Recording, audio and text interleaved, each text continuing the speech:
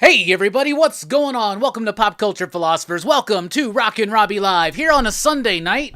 I am Rockin Robbie Billups. Tonight we're going to be talking about comic books, movies, pop culture, and a whole lot more. We'll be taking a look to last week at what our favorite comic books were with a pick of the week discussion. We'll be looking ahead at what's coming up in shops this week, including the DC Comics sneak peek. We'll also be talking about the Eternals movie. I finally watched it. No, I have not watched Scream, so you don't have to worry. No Scream 5 spoilers.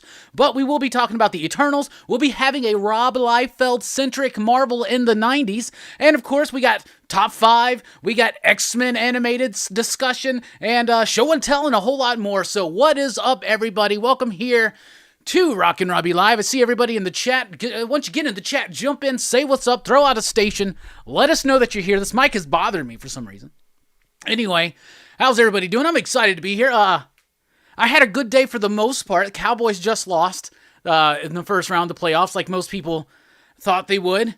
And, of course, they got to prove everybody right instead of proving people wrong. And had a lot of penalties. And even towards the end, the most heartbreaking thing is that even up to the near the very end, there was hope, and it just ends in the most dipshits of ways. Damn it! It literally just finished. I'm trying to keep a positive mental attitude and understanding that what happened out there in Jerry World has no effect here in the PCP Army for Rockin Robbie Live.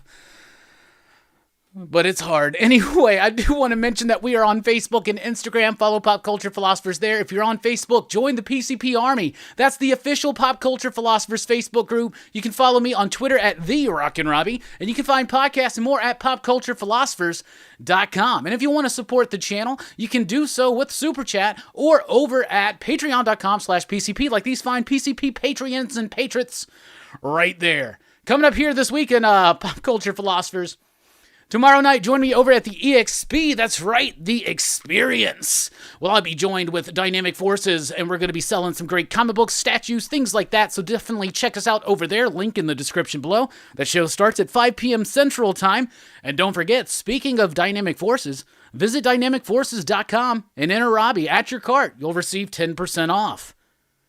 Tomorrow night, we got PCP Movie Night returning with Super Mario Brothers. That's right, we're looking at the much maligned, much hated Super Mario Brothers live action film from 1990 or something like that. It's going to be fun. And Dylan's Horror Show Saturday night, we're going to do, that's right, Scream 5. So that's where you get your spoilery filled reviews from me. All right, we're taking a station identification.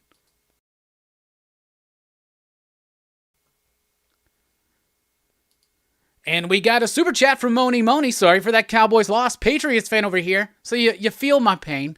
I thought the 90s nostalgia that the NFL was going to bring us this year was going to be a Bills and a Cowboys Super Bowl. In fact, it was nostalgia for the 49ers beating the Cowboys in the postseason.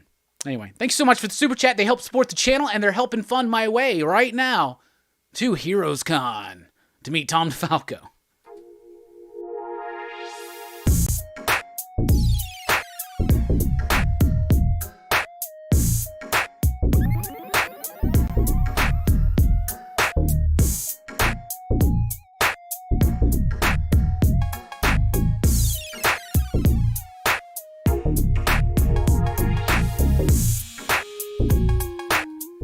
We do appreciate the super chats. We appreciate all the support. Most of the support you can give us, though, is just watching the show, checking it out live, and liking, sharing, subscribing, letting everybody know that this is a dope place to be on Sunday night here on Rockin Robbie Live.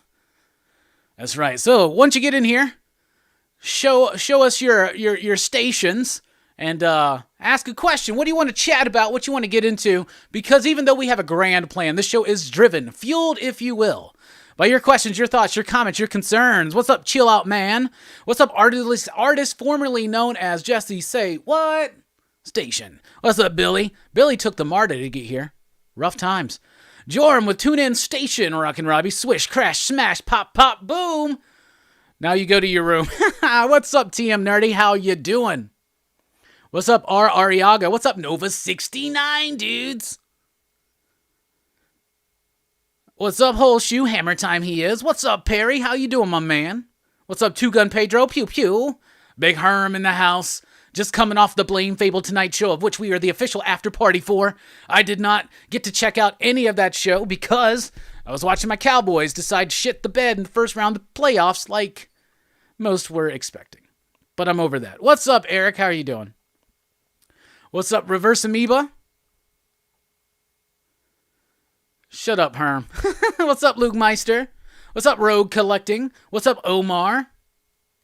What's up, Noir Wolf? But seriously, what was that at the end? I don't know. Brett Hess is in the house. It ended like a poorly written comic. It's almost as bad as you remember the butt fumble? God. What's up, William? William says, as the saying goes on your Cowboys, what can go wrong will go wrong. How about those Cowboys? Yep. Yep, you know it. Hey, we got Verno in the house. What's up, my man? We got OUG in the house, officially unofficial geek. My boyfriend made a rap about making waffles to the song this time. Well, hell yeah, that's nice. I'd like to hear it. AJ Dubs. Dude, you going to Heroes Con? That's awesome. I've been up there so many times, man. I stay about 2 hours away. I went in 2019. I definitely want to go back this year. It's one of our goals right now. We got Manny in the house from Manny's Different Perspectives. What's up, brother? I heard pop, pop, boom outside my apartment last night. Was that you or the gunshots? I will say that was probably gunshots. I don't know where you live or where you stay, but I was not out pop, pop, booming last night anywhere except for on Dylan's Horror Show. What's up, Kirby? Best name in comics, even though it's spelled different. What's up, DC? Danilo? Carvalho? What's up from Brazil? Hell yeah. We're international, baby. What's up, Mike? At least your Cowboys made the playoffs. Some of us are fans of shittier teams. I guess. All right. I mean, fair enough. I respect that. Jordan says, all the ladies see you as a catch when you kick it with the Bad Batch. Truth. Really, butt fumble. I expect Brandon to say that, but you, Robbie. Matthew says, Peacemaker is not good. I have not watched Peacemaker yet, but I am hearing really good things about it from most people.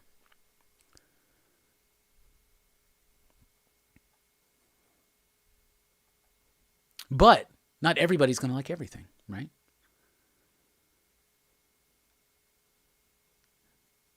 Peter Laird was there in '08. I wish he'd go back. Super nice dude. That's cool. In my hometown, at the Huntsville Comic and Pop Culture Expo, it's one of only 5 con appearances by Kevin Eastman this year. So I'm really excited to meet Kevin Eastman. Brought to us by y'all's generous donations in the super chats and the patrons. Patrons? Patreons? Patrons? What's the plural of Patreon? Anyway, what's up, Atari? How's it going? Technically, you also pop, boom to my last video, too. I don't understand that. We'll have to figure that out. Shittier team, Dub Bears, says OUG. Cerebro says, Matthew smoking crack, Peacemaker is fire. Now, we don't need to go around accusing people of being crack smoking critics. The butt fumble did not happen during the playoffs. You're right about that. You're right. Rogue Collecting says, love Peacemaker so far. That intro. Yeah, I made the bad mistake of watching Eternals instead of that.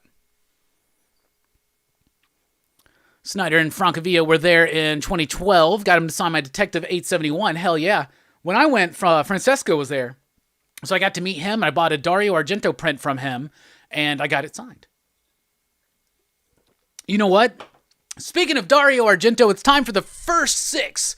That's right, in honor of our good buddies Bueller and Bob on the Coffee and Comics show on Comics with Bueller. They're nearing their 150th episode, which is the end of that run of the Coffee and Comics show. And then Bueller's on the road, and it's a whole new ball game. Bueller across America. So, anyway, they got the first 5. We don't want to directly copy them. We do the first 6. And we're going through my Blu-ray collections, and I said, speaking of Argento, because the next one, we were in the eyes, Inferno. Inferno is a really great movie. It's kind of a follow-up to Suspiria, the second part of the Three Mothers trilogy. We covered this film and those other 2 films on Dylan's Horror Show last year, but I love that film, so we got Inferno. Then we have The Informant, That's the Steven Soderbergh film. I really like this one. Matt Damon's really funny. It's quirky. It's got a cool vibe to it. Speaking of cool vibes, Inglourious Bastards. Come on, y'all. I'm a big Tarantino fan, and this is one that I did like when I first saw it, but as it has aged, as I have aged, this has vastly, quickly become one of my favorite Tarantino films, Inglourious Bastards. Way better every time I watch it. Then we got Interstellar. I'm a huge Christopher Nolan fan. This might be my favorite Christopher Nolan movie. Interstellar with the slip. No reversible cover, though, or nothing. Then we're down to Iron Man, the first film in the MCU. I got the cool, I've had this Blu-ray since, I guess, 2008 when it came out? But yeah, it's, there it is. And it's, I like the mask. It doesn't work going into the Blu-ray rack, so it always has to be kept separate, but whatever. And then we're going to finish up the first 6 with Iron Man 2. Got the slip. Not really a good movie, but every time I watch it, I have a different experience with it. There's different things that I like, different things that I hate. But anyway, that concludes the first 6 here on Rockin Robbie Live. Dun-dun-dun-dun-dun. Blu-ray's loving it. So let's see what's going on in the chat. Did someone say crack? Says Perry. And Matthew says, it's true.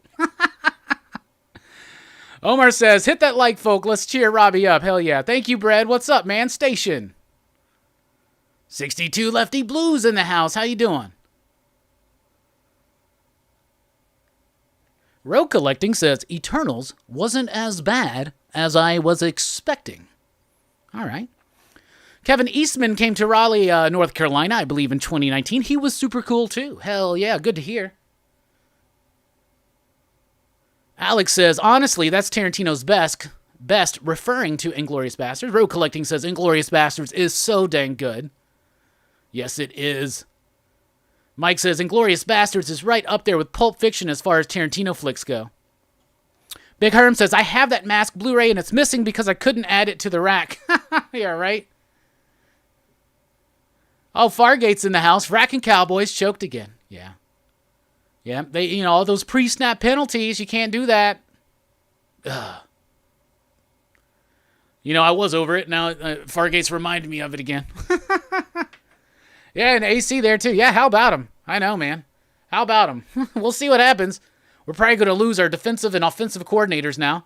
And we really just need to get rid of Mike McCarthy because with the lack of discipline that you're seeing and the lack of motivation and preparation, I think that's I think head coaching is I've never been super happy with Mike McCarthy.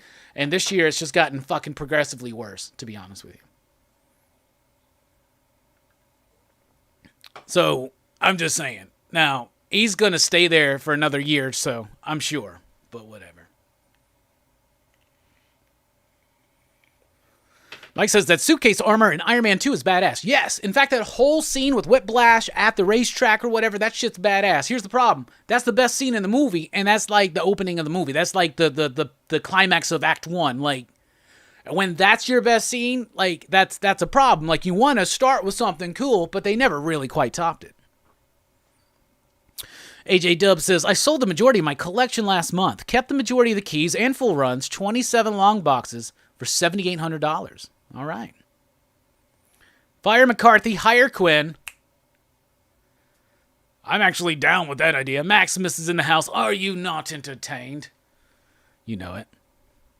Seller's regret a little bit, yeah.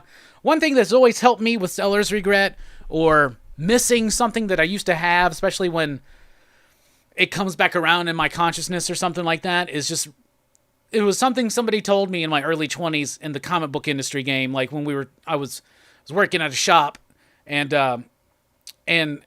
he basically told me, and he was a little bit older than me, obviously, but he said, anything you have or see now, you will see again one day. Sometimes, though, it jumps in price. So that's the sad thing. Hey, what's up, Icy Cold Milk? How you doing? Yeah, Dak's last run was a very questionable decision. Yes, it was. I agree. I didn't know what the hell was going on. I was like, why is he running? Why is he running? Why is he running to the middle of the field? What's he doing? What's he doing? But there were plenty of things that led us to that thing. So there's not necessarily one thing that happened, but it was a series of things that happened, and it was not good. I swear, I was like, the 49ers drive down the field, first drive of the game, and score, and then the Cowboys go 3 and out. I should not watch the rest of the game, and I shouldn't have. Even though it did seem like the momentum was shifting there for a moment at the end there. We scored 10 points in like 3-something minutes, and the 49ers were goofing around, and this did. Now, I have not seen the new Scream yet. I hear really good things from it, except for, I don't remember who it was. Was it Jay Willie? I think it was Jay Willie was saying that he really did not like it. Now, Dylan and Verno last night on Dylan's Horror Show were saying really positive things about it. 100% agree, Robbie. They blew their load early in Iron Man 2 with that sequence. Yes, absolutely, 100%. You know they did, man. Got to get something set up here. What do y'all want to chat about? Like I said, the show is driven, fueled, if you will, by your questions, your thoughts, your comments, and your concerns. What do you guys think about John Romita Jr. coming back to Amazing Spider-Man? That's something I want to talk about because a lot of comments on the wrap-up, and I expected them because John Romita Jr., a lot of people like him. Some people are indifferent, but a lot of people hate him too. So the news for John Romita Jr. coming back to Amazing Spider-Man doesn't really sit well with a lot of people. They don't really like his artwork. They point out in that covered issue number 1, something weird and wonky's going on with the leg. You're right. I think he's trying to do something sly with the perspective there, but it looks a little bit wonky, and he should know better. That being said, I think John Romita Jr. is one of the best storytellers in the industry, and I've always loved him working on Spider-Man. Sometimes when he's on characters that are bigger and bulkier. Now, it's crazy to say that because he started his art off with a different style, then he wound up kind of getting this more boxy style. But with Spider-Man, he kind of slims it down just enough for me. I'm not saying that I necessarily like all the figure work and how he draws, in particular, say, like women, right? But the way he can tell a story through a series of images and how quick and timely he does it, I really like him. In particular, on Spider-Man. Some of my favorite stuff's back in those Peter Parker Spider-Man days, even the J. Michael Straczynski stuff. I'm not the biggest fan, but he could deliver 4 pages of Spider-Man swinging through the city. That was just visually freaking enticing, at least to me. I know he's not going to be to everybody's taste. A lot of people aren't going to like that style, but I do think that we got to recognize that he learned a lot about how to tell stories sequentially through art from his father, of course. He's a legacy comic book creator. His dad was a big game changer in the industry, was the art director when he was coming up into the industry. He's worked on pretty much every single thing, so it's not that big of a deal for him to come back to Amazing Spider-Man because he's already done it, but what has he not really done at Marvel? You know what I'm saying? So that being said, I am rather excited to see it because I think Spider-Man's more in his wheelhouse, especially towards the later half of his career. I want to know, what do y'all think? I am also tentatively excited about Zeb Wells doing Amazing Spider-Man because he's done Amazing Spider-Man work before that was pretty solid, including Shed. That was a really cool story, but Chris Bachalo and artwork had a lot to do with that as well. But pairing him with a veteran artist like John Romita Jr., I think that could actually really work. I also think Zeb Wells had a really great run recently on Hellions.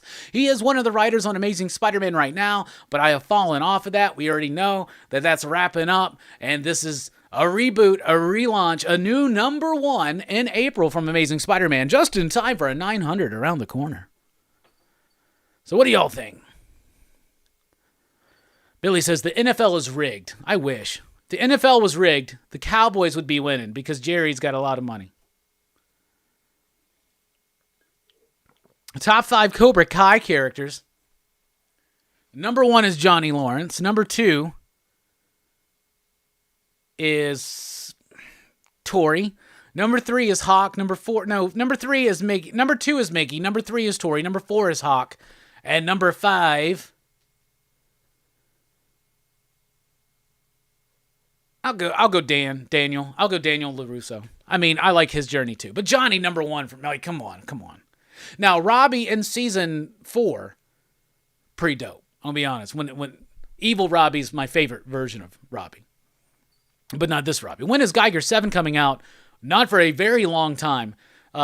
Geiger's pretty much done for now. It will be returning, but I think before that they're going to do a different book, and I can't remember the character's name, but it's that robot character or whatever that was introduced towards the end. Big Herm says, John Romita Jr., JR, yeah. Hell yeah, man. Hey, we got Nick in the house from Comic Culture. Station, Nick. Never realized until recently how big of a fan he is of A Christmas Story. So it's like me and Nick are like two sides of the same coin, that coin being Bob Clark and Christmas films. His is his obsession with A Christmas Story. Mine is Black Christmas. In fact, now I wish that they would, because Nick has all these like Christmas Story, like little house decorations. You know, like my stepdad and his wife collect these like these houses that light up and little people, and you make Christmas town village scenes. There's a Christmas Story collection that Nick's got like pretty much everything for. Now I want that for Black Christmas, and you can have like a little Billy that you can put in the attic and shit. That'd be really dope. That'd be really cool. AAC says, Iron Man 1 was one of the first few MCU films I can rewatch. Interesting. That's very interesting. I hope no point issues for it. Yeah, if they're smart, they're going to get away from that. Isn't it weird how it doesn't seem like they listen to some criticism sometimes, especially on things like that?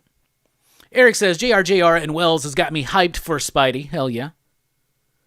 AJ Dub says, Beyond Flashpoint is going to be amazing. Jeff Johns is one of my favorite writers. He's a really great writer. I'm really excited to see that.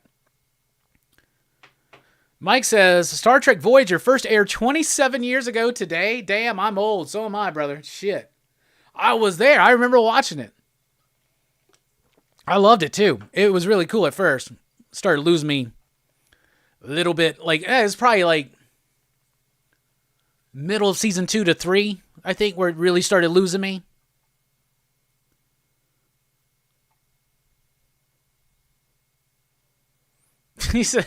Nick says, yeah, that leg is sus. Yeah, there's something. He's trying to do something with perspective there. It's not quite working. William says, John Romita Jr. is a great artist, but in today's market, he needs an inker like Austin Layton or Green. I loved it when Klaus Janson was inking him, too. I never liked it when he had like a very thin inker. But now it's like inkers aren't even around anymore, and I really do wish that the art of inking would come back to comics. It could actually make you could make the art more consistent on books, because then the pencils don't have to be quite as tight. But we are in this world now where people, and it's so much digital. So I miss inkers. I miss inkers. And the more I revisit old school stuff, the more I miss inkers, man. Like, I am blown away by what coloring can do in comics today, but I fucking miss inking. Da-da-da-da-da. Mike says, I told you not to sleep on the 49ers. Go Steelers. I mean, you were right. However, you Steelers? Yeah, good luck. Thoughts on the Moon Knight show? I'm excited to check it out. I love Oscar Isaac. I like the character Moon Knight enough. If they pull from the right ways and go about it, we'll see. Yeah, I mean, we'll see. I am excited. It's probably, out of all the Disney Plus shows, the one that I've been the most excited for. But excitement doesn't always breed, non-disappointment. But I'm excited to check it out. The trailer will be dropping tomorrow. Give Tori the 2 spot. John says, you don't just have a crush on Tori. I mean, I can choose whatever reasoning for my ranking however I want, right? Joram says, JR, either you're in or you're out. Legend in his own right. White Tiger Cool Calm Collected is in the house. What's up, Cowabunga, buddy? What do I think of the Book of Boba Fett? I have not watched it. I have not checked it out yet. I'm hearing mixed things about it, but I haven't watched it yet. So I got to find time to get caught up on that and Peacemaker. Not really familiar with Zeb, but JR has me interested. I'll check it out. Nick, check out from Zeb Wells. Check out the book. It's an amazing Spider-Man story he did called Shed with Chris Pachalo. Check that shit out. That's pretty freaking dope. I think it's a 4-issue series, maybe 5 or 6. What's up, Dave Cerrone? How you doing, buddy? I wish Gary Frank or Jason Fabok would do another DC title. Do you know if they are doing anything for DC soon? No. Gary Frank is working on, I think, the Jeff Johns solo stuff. And remember, Geiger was originally supposed to be a DC book. It was supposed to be part of that Killing Zone imprint that they were going to give Jeff Johns, and that didn't pan out. So, yeah. Jason, though, I don't know what he's doing. I have no clue what he's doing. But I don't think we're going to see Gary at DC for a minute. Maybe covers here and there. We're going to see some covers probably. Him and, well, not him, but him and Brian Hitch and Jeff Johns were supposed to be doing a JSA. We just recently found out a little bit more about that. Dun, dun, dun, dun. Oh, I totally have respect for Sensei. Quiet! Anyway.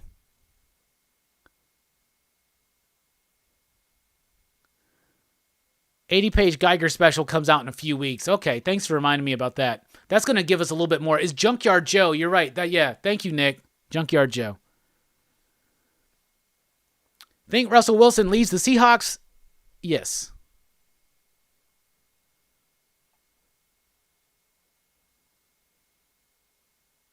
What about that Blacktop Bill one-shot? I was disappointed. So was I, Dave. I didn't really dig on it that much. I thought it was all right. Joram thinks the Sea Chickens will keep Russ. AJ Dubs is really excited for Batman Beyond the White Knight. Me too. I really think Sean Murphy's Batman books are really solid. Emmanuel says, it would be nice if they would bring back Hobgoblin, who JRJR co-created. Yeah, I really like JRJR's Hobgoblin. So I didn't realize that he co-created him. Wouldn't he have been rather... Was he in the industry there? Was he doing work? Was he a kid? Was he young? Huh. When was the Hobgoblin? Was that 83, 84? What years was that? These hands are rated E for everybody. I like that. Thoughts on Wonder Girl being canceled? I honestly didn't really like the book or where it was going, and I don't overall like the direction that the Wonder Woman side of DC Publishing is going through right now. So I'm not exceptionally bummed out by it because I had already quit reading it, but it is very disappointing to see a publisher launch a hero, a new character, a new legacy character, that has hype and momentum behind it, right? And then they're trying to do a TV show and it doesn't work out. And then it feels like a lot of support just kind of left that book and it was just kind of left dangling out there on its own. Didn't really have a big push. And then, of course, it just kind of gets canceled. The last issue gets folded into this event. And yeah, that's a little sad because even though I wasn't necessarily digging it, people were digging it. That's the kind of series that you got to at least let run a while. You got to build momentum. You got to build an audience. And nowadays, it's like if the audience isn't there in 6 months, we're cutting it. And that's not necessarily the right way to go about it, I think. So that's a little... But Yara Flor will be used, I'm certain. But yeah, it is unfortunate that they were so on board with this character and it made such a splash and then just fizzed out like that. You still trying to collect 80s and 90s horror VHS cassette tapes? Absolutely, Two Gun Pedro. I have a rather nice collection, but I don't have near enough horror at all. But I do have some good stuff, but I'd love to have some more. But yes, so absolutely. Nova69 says, so far I love the Book of Boba Fett. Artists are self-inking their own work. Some are, and most are just doing it digitally, and most are like coloring directly on top of pencils, but the pencils are actually, in fact, since they're digital, they just get converted. There's a lot of different techniques that a lot of people are using, but the idea of doing work, sending it to somebody else, an inker who's a finisher, who has their own style, that works together, like, it's just something I miss, that's all. EC says, I am worried about Isaac's acting and pulling off multiple personalities on Moon Knight. I still have Star Wars and Apocalypse on my mind. You know, those are just the movies that the agent's like, hey, X-Men and Star Wars, you can't say no, man. Big paycheck, right? Put your name on the map. But look at some of his other works, man. And he's a very, very capable and talented actor. I would always encourage people to check out the movie Inside Llewyn Davis by the Coen brothers. It's a beautiful film. Kags says, I enjoyed the Peacemaker episodes. Very fun and interesting. Hey, Comics Will Break Your Heart is in the house. What's up? Howdy yourself. Taylor says, Wonder Girl was a rough read, very disjointed. I feel that. The art disjointing, that kind of really started affecting the book too much. No issue 4 of Barbaric, some one-shots before Volume 2. Yep. It's going to be a series of miniseries. Think of Barbaric and Hellboy. His name is, at least at one point, think of Barbaric kind of like Hellboy. They want to structure it like that. Series of miniseries and one-shots.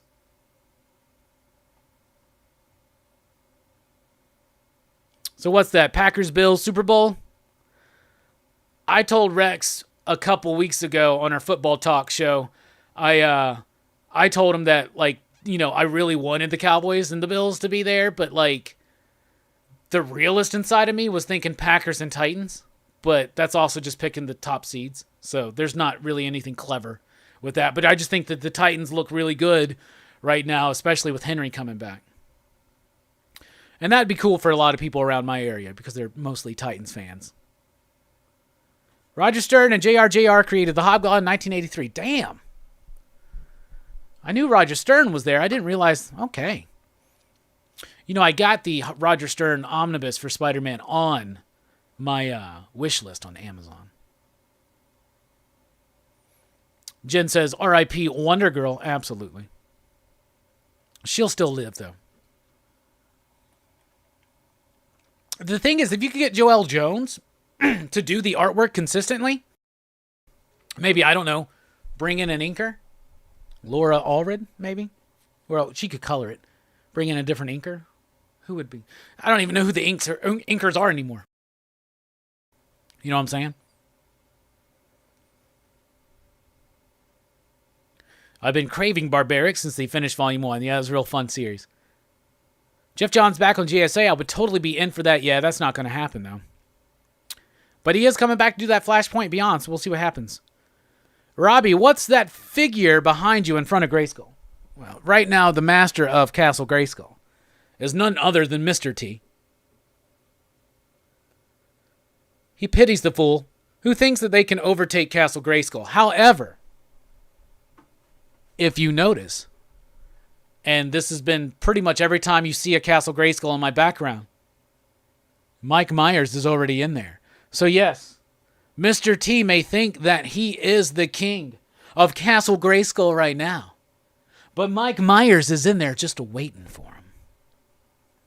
Hey, we got Damien from Sleepy Reader 666. What's up, my man? Station, pop, pop, boom. Mike says, not a big fan of the Oscar Isaac casting of Mark Spector. Was hoping for a more action-oriented actor to play the role. Fingers crossed. Doesn't have to be the action. I mean, it needs to be brutal. That's what Moon Knight mostly is. And there's the agile superhero aspects. But the thing is, he's got a full bodysuit. You don't see a bit of him. That's any stunt double. You know, CG, shit like that. What's up, Collector P? What's up? But I think that emotionally he's going to deliver. I really do. Hip Hop Happens says they're going to have stuntmen do the dirty work, right? Absolutely. Has Superboy Prime made an appearance in the new DC Omniverse since Death Metal? I don't think so, but I could be wrong. Mr. T with that Infinity Gauntlet. Now, they just gave him Fisto and Jitsu's whole gimmick, right? The chopping fist and the big fist. Thank you, Twitch. I'm trying to move beyond it. They come off, though. So he's just like, pity the fool. Pity the fool. Yeah. I really like this figure. This is part of that WWE Masters of the WWE or whatever line. I think they just recently ended it. They were basically wrestling figures in the vein of Masters of the Universe. I did not collect them, but I did get the Mr. T. So I could have a Motu like Mr. T figure. Because why not? I loved Mr. T when I was growing up in the 80s. Oh, William says, oh, my wife guessed it right then. Hell yeah. I wonder who is the new head of X. It's Jordan White. Noir Wolf says, Michael Myers is nothing if not patient. Speaking of patience, we've waited long enough. Let's start talking about comic books really in depth. Let's look back to last week. It was a decent week. It was kind of solid. There's some good stuff. But I want to know, what was your favorite comic book that came out last week? In fact, what was your pick of the week?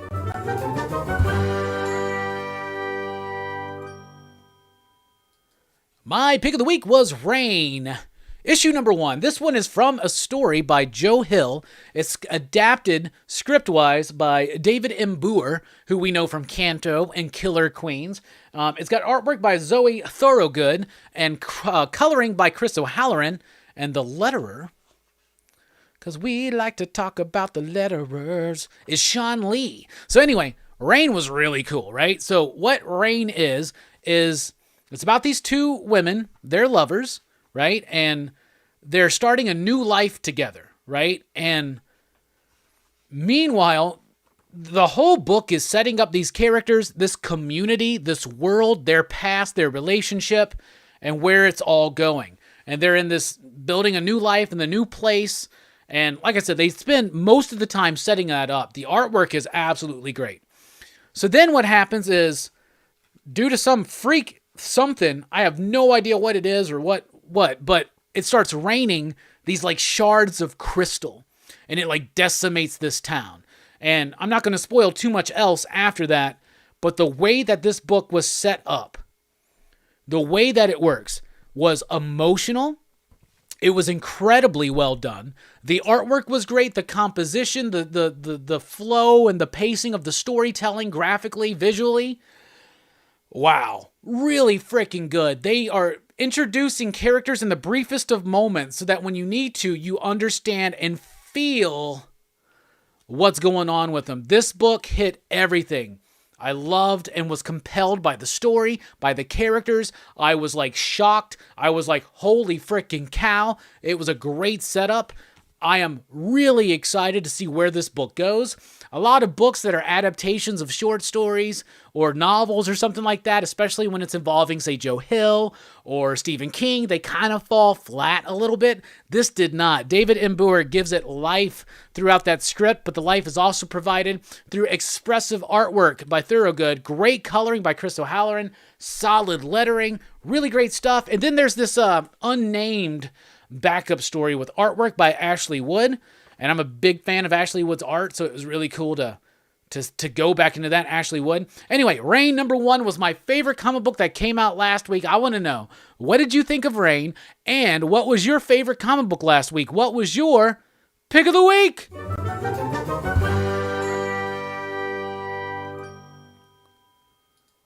Let us know. And let's see what the chat's saying.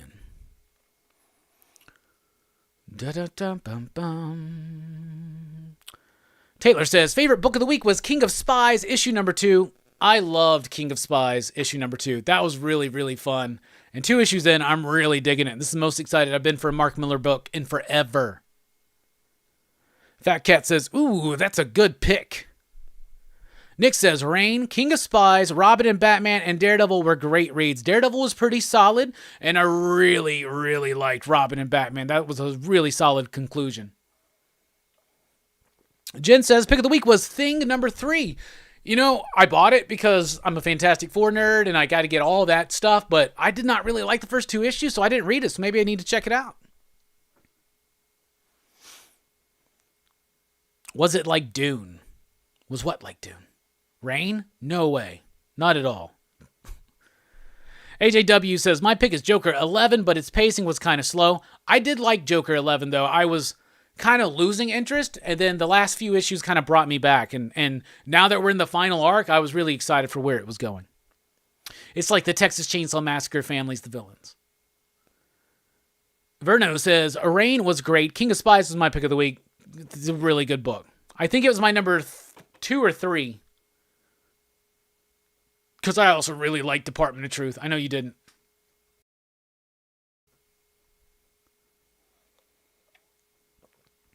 Spoiler alert, the thing gets laid in issue 3. That's why they have to say it happens before the wedding of Alicia and Ben, right? Sleepy Reader 666 says it was a weak comic book week for me. Nova 69 says Scorched was my pick. Joe says the Scorched and Power Rangers my store did not get. The Scorched and Power Rangers my store did not get any DC books last week. Gotcha. Mike says, I have to pick up that book. I'm always behind on new books since the local comic shop is 35 miles away. Yeah, that will do it. That will cause you to get a little bit behind.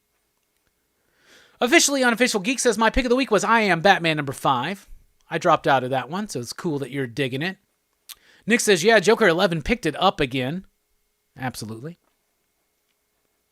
Cryo. God, I always try, that fucks me up. When I try to say like cryogenic, like shit always fucks me up. What's up, Cryo? God damn it. What's up, C Prime? How you doing, man? Station All. Haven't got my comics yet, so my pick of the week is The Promised Neverland, number 20, the manga. All right, I hear good things about that one. I was finally able to order books 1, 2, and 3 finally for my shop for the first time in like a year or two. Taylor says, Department of Truth was great, but wasn't a comic. Fair enough, 100%. I get it. Meryl Walk says, Robin and Batman for me from the good Lemire and Wen. Absolutely. Twitch says, I've been back issue reading this week as I am trying to transfer all of my digital comics to my new tablet, and I have to keep it active. So can I say Billionaire Island? Sure, you can. That's fair enough. Taylor says, my number 2 pick was Stillwater. Sleepy Reader 666 says, I think Ben slept with another woman a few hours after Alicia said they needed a prank. God damn it, Ben. Nova 69 says, Department of Truth was interesting, but just okay for me. Why I like Department of Truth so much is that you never, like, I first of all, I am fascinated by the Mothman stuff because a lot of people think of the Mothman and they just think of the Mothman as like this, like, cryptid creature, right? Like, oh, like a Mothman. Like, it's more than that. It's more about these, like, these visions and the like the bridge collapsing and shit like that. So there's an element to it, and that is somehow connected to like UFO shit, right? Plus, the Smiling Man. You never ever hear, especially in comics, people talking about that fucking character. It was a character that was found like that shit was real. Apparently, I mean, the reports of it were real, and there were a few in that area, but all of it being tied together by James Tynion, I thought that was really solid. And I love how he's able to take all these like conspiracy theories and all these like paranormal, supernatural things and these mysteries, these X-Files type things, and like pull them together in a thread that makes a lot of freaking sense. Also like the Fantastic Four with a twist. Yeah, this is a good book. AJ Dub says, Department of Truth is always interesting. Two Fat Guys Pool List says, Robin and Batman for the pick of the week. That was a solid book. Joram says, had no new books on the pull this week. Bought a 50s pulp novel. We were on a break, Ross to Rachel. We were on a... Yeah, I'm like, why's Ben, Ross, and Alicia? Come on. Oh, that's fun. All right, let's look ahead now at what's coming up in shops this upcoming week. We'll take a look real quick. We got Detective Comics 1049. We got Amazing Spider-Man 86. We got Nightwing 88. Wonder Woman 783. Moon Knight number 7. Loving that book. Avengers number 52. Venom number 4. Hulk number 3. So we get Venom and Hulk in 1 week. We'll see if they can keep momentum going or something. Like, I've not really been digging Hulk. Venom's been a little bit of a slow build from my interest. Miles Morales Spider-Man 34. We got Superman Son of Kal-El issue number 7. Star Wars The High Republic 13. Catwoman number 39 that starts the Teenie Howard run. Then we got Strange Academy number 15, another really solid book from Marvel. We have Eternals number 9. The 10 Lives of Wolverine number 1 is here. King Spawn number 6. Primordial number 5. Hell of a week for Image already. She-Hulk number 1. debuts, of course. Then we got Teenage Mutant Ninja Turtles 125, Robins number 3, Supergirl, Woman of Tomorrow number 7, Devil's Reign, X-Men number 1, Batman The Knight number 1, Defenders number 5, Star Wars, Dr. Aphra number 18, Green Lantern number 10, Ben Reilly Spider-Man number 1, Silver Coin number 8, Silk number 1, We Only Find Them When They're Dead, issue number 10, The Death of Doctor Strange, X-Men Black Knight number 1, Blue and Gold number 5, Walking Dead Deluxe 31, Silver Surfer Rebirth number 1, looking forward to that one, man. That's Ron Mars and Ron Lim coming back to that character. It's part of this whole since X-Men Legends, and they got the Ben Reilly Spider-Man, and they got the upcoming Venom Lethal Protector, they got the upcoming Patch Wolverine book by Larry Hama, where they're bringing back these classic characters to revisit these stories in that classic era. I really like that idea. Devil's Reign, Villains for Hire, issue number 1, Righteous Thirst for Vengeance number 4, Aquaman The Becoming number 5, Time Before Time number 9, Batman vs. Bigby, A Wolf in Gotham number 5, Seven Secrets number 13, Power Rangers 15, Nubia and the Amazons number 4, Homesick Pilots returns with issue number 11, Black Manta number 5, Suicide Squad King Shark issue number 5, Phoenix Song Echo number 4, The Last Book You'll Ever Read number 5, Icon and Rocket season 1 number 5, Cowboy Bebop number 1. Very excited to check it out because it's Cowboy Bebop and it's written by Dan Waters, but it's based on the show that's already been canceled. So that's a little awkward. Titan books, a little awkward. Transformers issue 39, the Regarding the Matter of Oswald's Body 3, Wonder Woman Evolution 3, The Rush number 3, Usagi Yojimbo 25, Animal Castle number 2,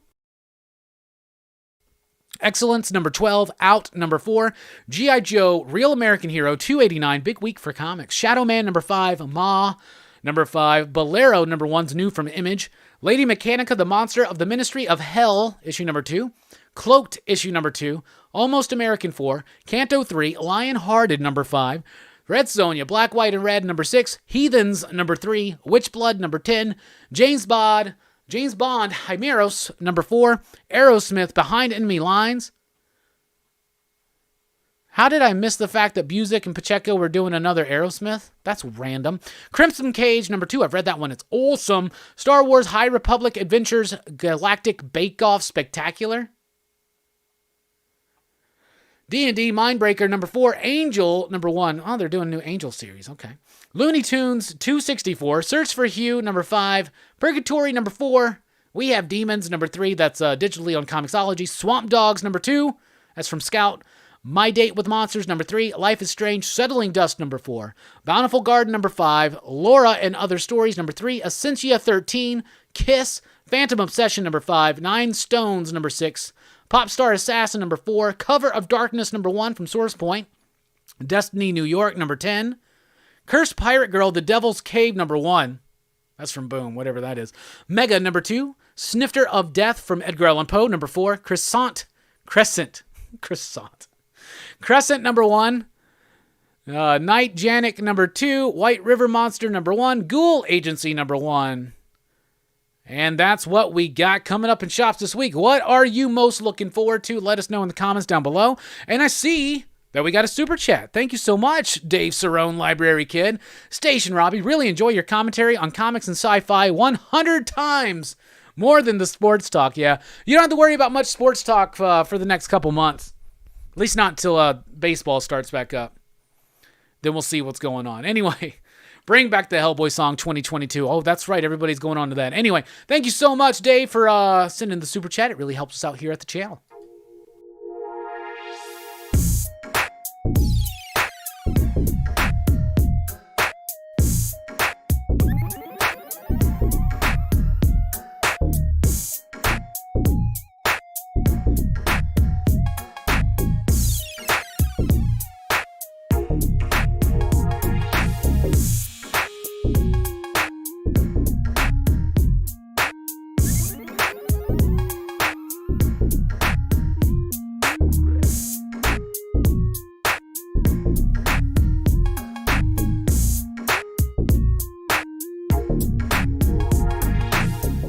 We really do appreciate the super chats, everybody, and all the support. In fact, if you haven't already, please like, share, and subscribe.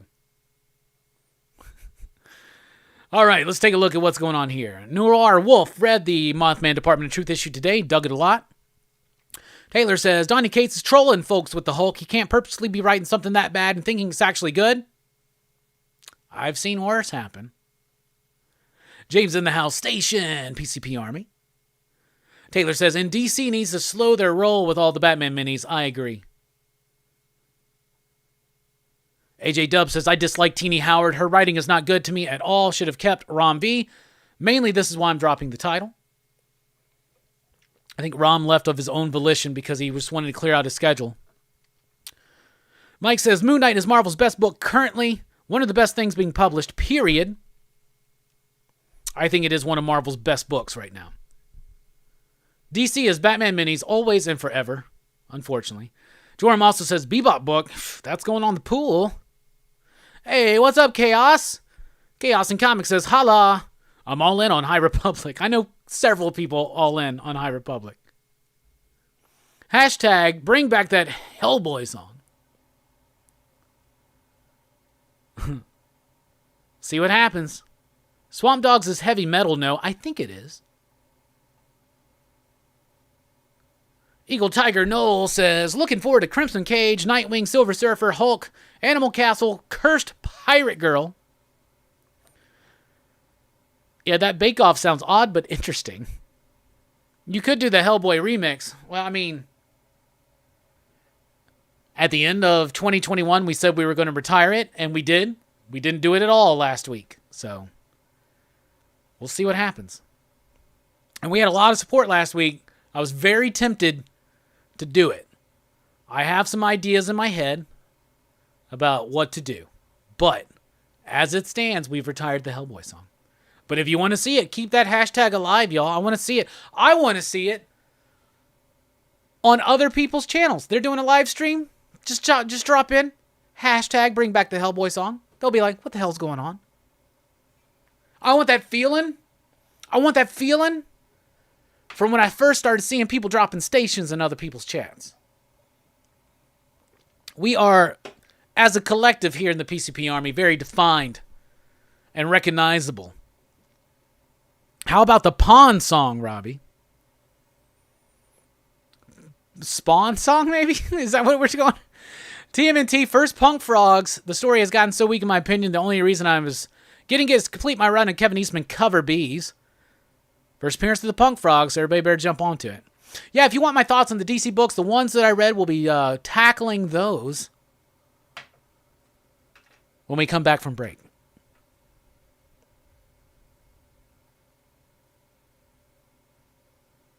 And we got a super chat from Verno.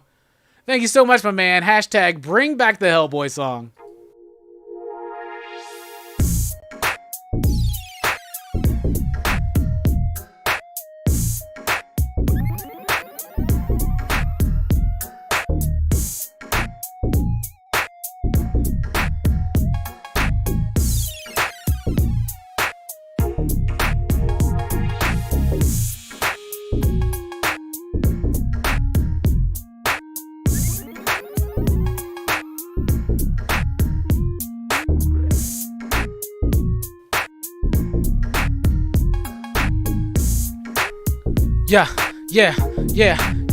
Yeah. What's up, you wanna bring back the Hellboy song? Well, let me tell ya, you're thinking it's wrong. You better well go hit the bong. Maybe pick up a girl with the thong. And you got go round with your ding dong. And you got a feeling me like I'm King Kong. And you know that it's rolling so long. But what you say, you'd rather have the Hellboy song.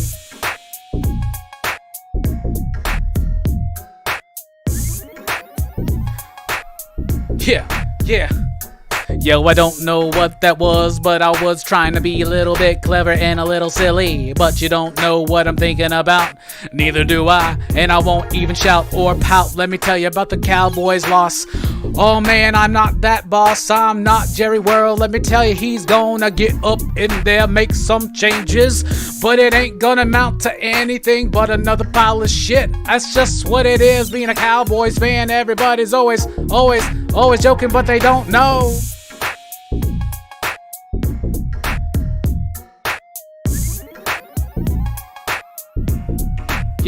Yeah, slide in, spot, put in a twist as we pop, pop, boom to this. I like that, Jordan. That's nice. That was nice. I like that. I like that. Anyway, I don't know what was going on with that. Anyway, we'll be right back here after the break. When we come back, DC Sneak Peek, Eternals movie review, and Marvel in the 90s, and it's Rob Liefeld-centric, so you know we're going to have a grand old time. We'll be right here back. We'll be back right here on Rockin Robbie Live.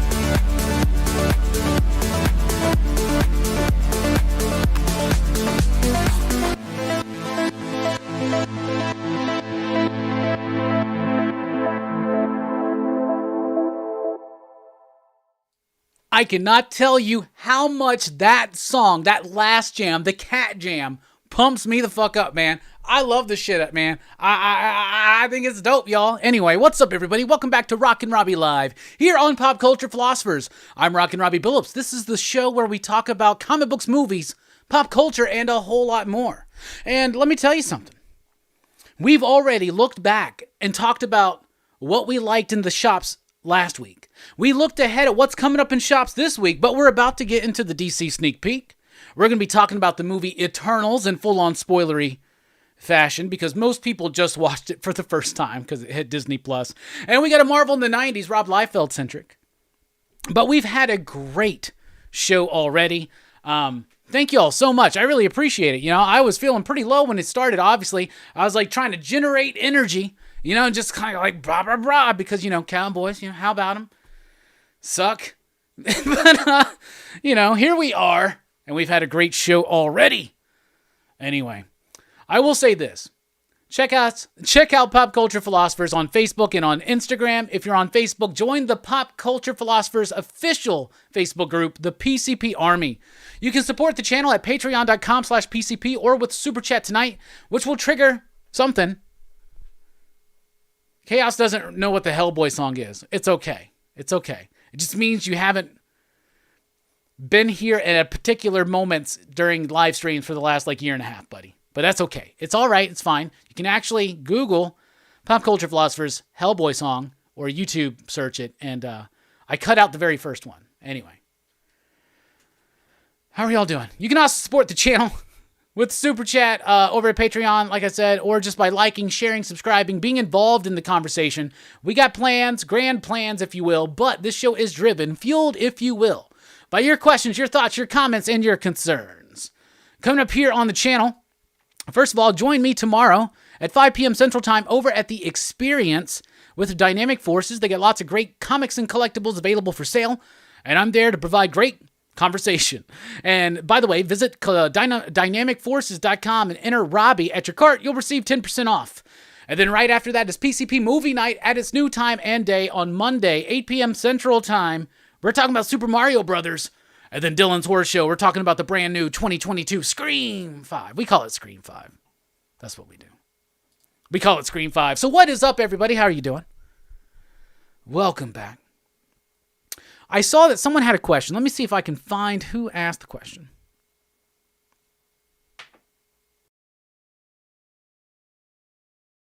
Oh, thank you, everybody, saying I slayed the first 60. Thank you. Y'all slayed it. Y'all slayed it. I'm just a Cowboys fan living in denial right now, to be honest with you. Could you imagine how obnoxious I would have been tonight if the Cowboys would actually won? This was probably for the best. Okay, Cloud Kicker, what's up? Robbie, will you get the Godzilla vs. Mighty Morphin Power Rangers comic? Bro, you know I'm going to get that book. Even Brooks doesn't give a shit about Power Rangers. But when Brooks saw that was coming out, he was like, I actually got to sign up for that. So, yeah. Somebody had asked, who's going to have a bigger year this year? Jeff Lemire or Rom V? Officially Unofficial Geek says, dude, that was not good. Bring back Hellboy. Hellboy didn't just come about in one day. It took a while to get there, too. I don't remember who asked the question. There it is. Taylor, who has a bigger 2022, Lemire or Rom V? That depends a lot. It depends a lot on what Rom V exactly has coming up. Because we know he's got work on Venom. We know he's doing Carnage. Okay. He's got Swamp Thing to finish. So there's that. Radio Apocalypse to finish. Okay. But what else is there? Okay. So if most of Rom's focus winds up being on a Marvel book, for instance, then I think Lemire might have a better year. Because Lemire's got the whole, the Bone Orchard thing with Andrea Sorrentino going. He's about to wrap up Primordial. They're going to get into that, and they're launching this whole, horror universe over at Image. He signed an exclusive with Image, which I think that means he's got some really good, solid freaking ideas. And so there's that. If Rom, though, has another, say, Boom book that comes out, towards the end of, say, Radio Apocalypse, another Boom book or another Image graphic novel or something like that, some unannounced project, there you go. They could be in contention. I would like to say Rom V, but looking at it objectively, Jeff Lemire seems set up for a more impactful year as far as I'm concerned. Just because Rom V's big two superhero work, Swamp Thing not really necessarily included, but we can even put that in that umbrella because of the Suicide Squad forced tie-in in Swamp Thing. You have 10 precious issues. You waste a lot of it with the Suicide Squad tie-in, which Rom handled very well thematically, tying them into the story. But that wasn't, you get what I'm saying, right? So, if Rom's efforts are mostly focused on Venom and Carnage, and he's playing that route this year, then we'll see. Because I don't know what else creator-owned outside of Radio Apocalypse Rom V has. But Jeff Lemire has solely creator-owned stuff coming up, and I'm sure he's going to be really focused in on those, and he's killing it right now, even with his work over at DC. So they were drunk when they filmed Super Mario Brothers movie. Well, maybe you have to be a little drunk to watch it.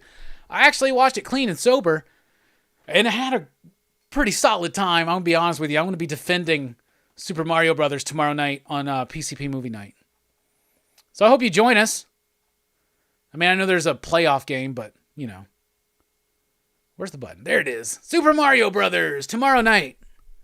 It's going to be me, Jelani, Brooks, Mike the Voice Matthews, and Manny from Manny's Different Perspectives, I presume. So there you go. Probably Lemire, he has a higher profile, but V is nipping behind. Absolutely. I would think that, for instance, Rom V had a better 2021 than Jeff Lemire did, for me. But, that being said, it seems like Lemire might be a little bit primed, but we'll see. We don't know what's in the middle to back half of this year for Rom right now.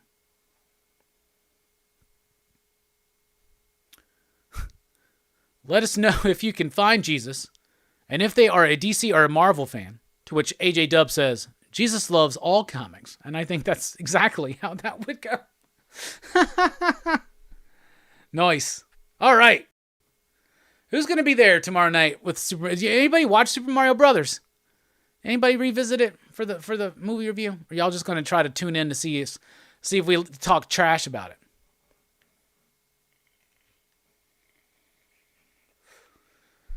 Cloud Kicker says, Rom V was strong this year. I agree. Rider of the year for me.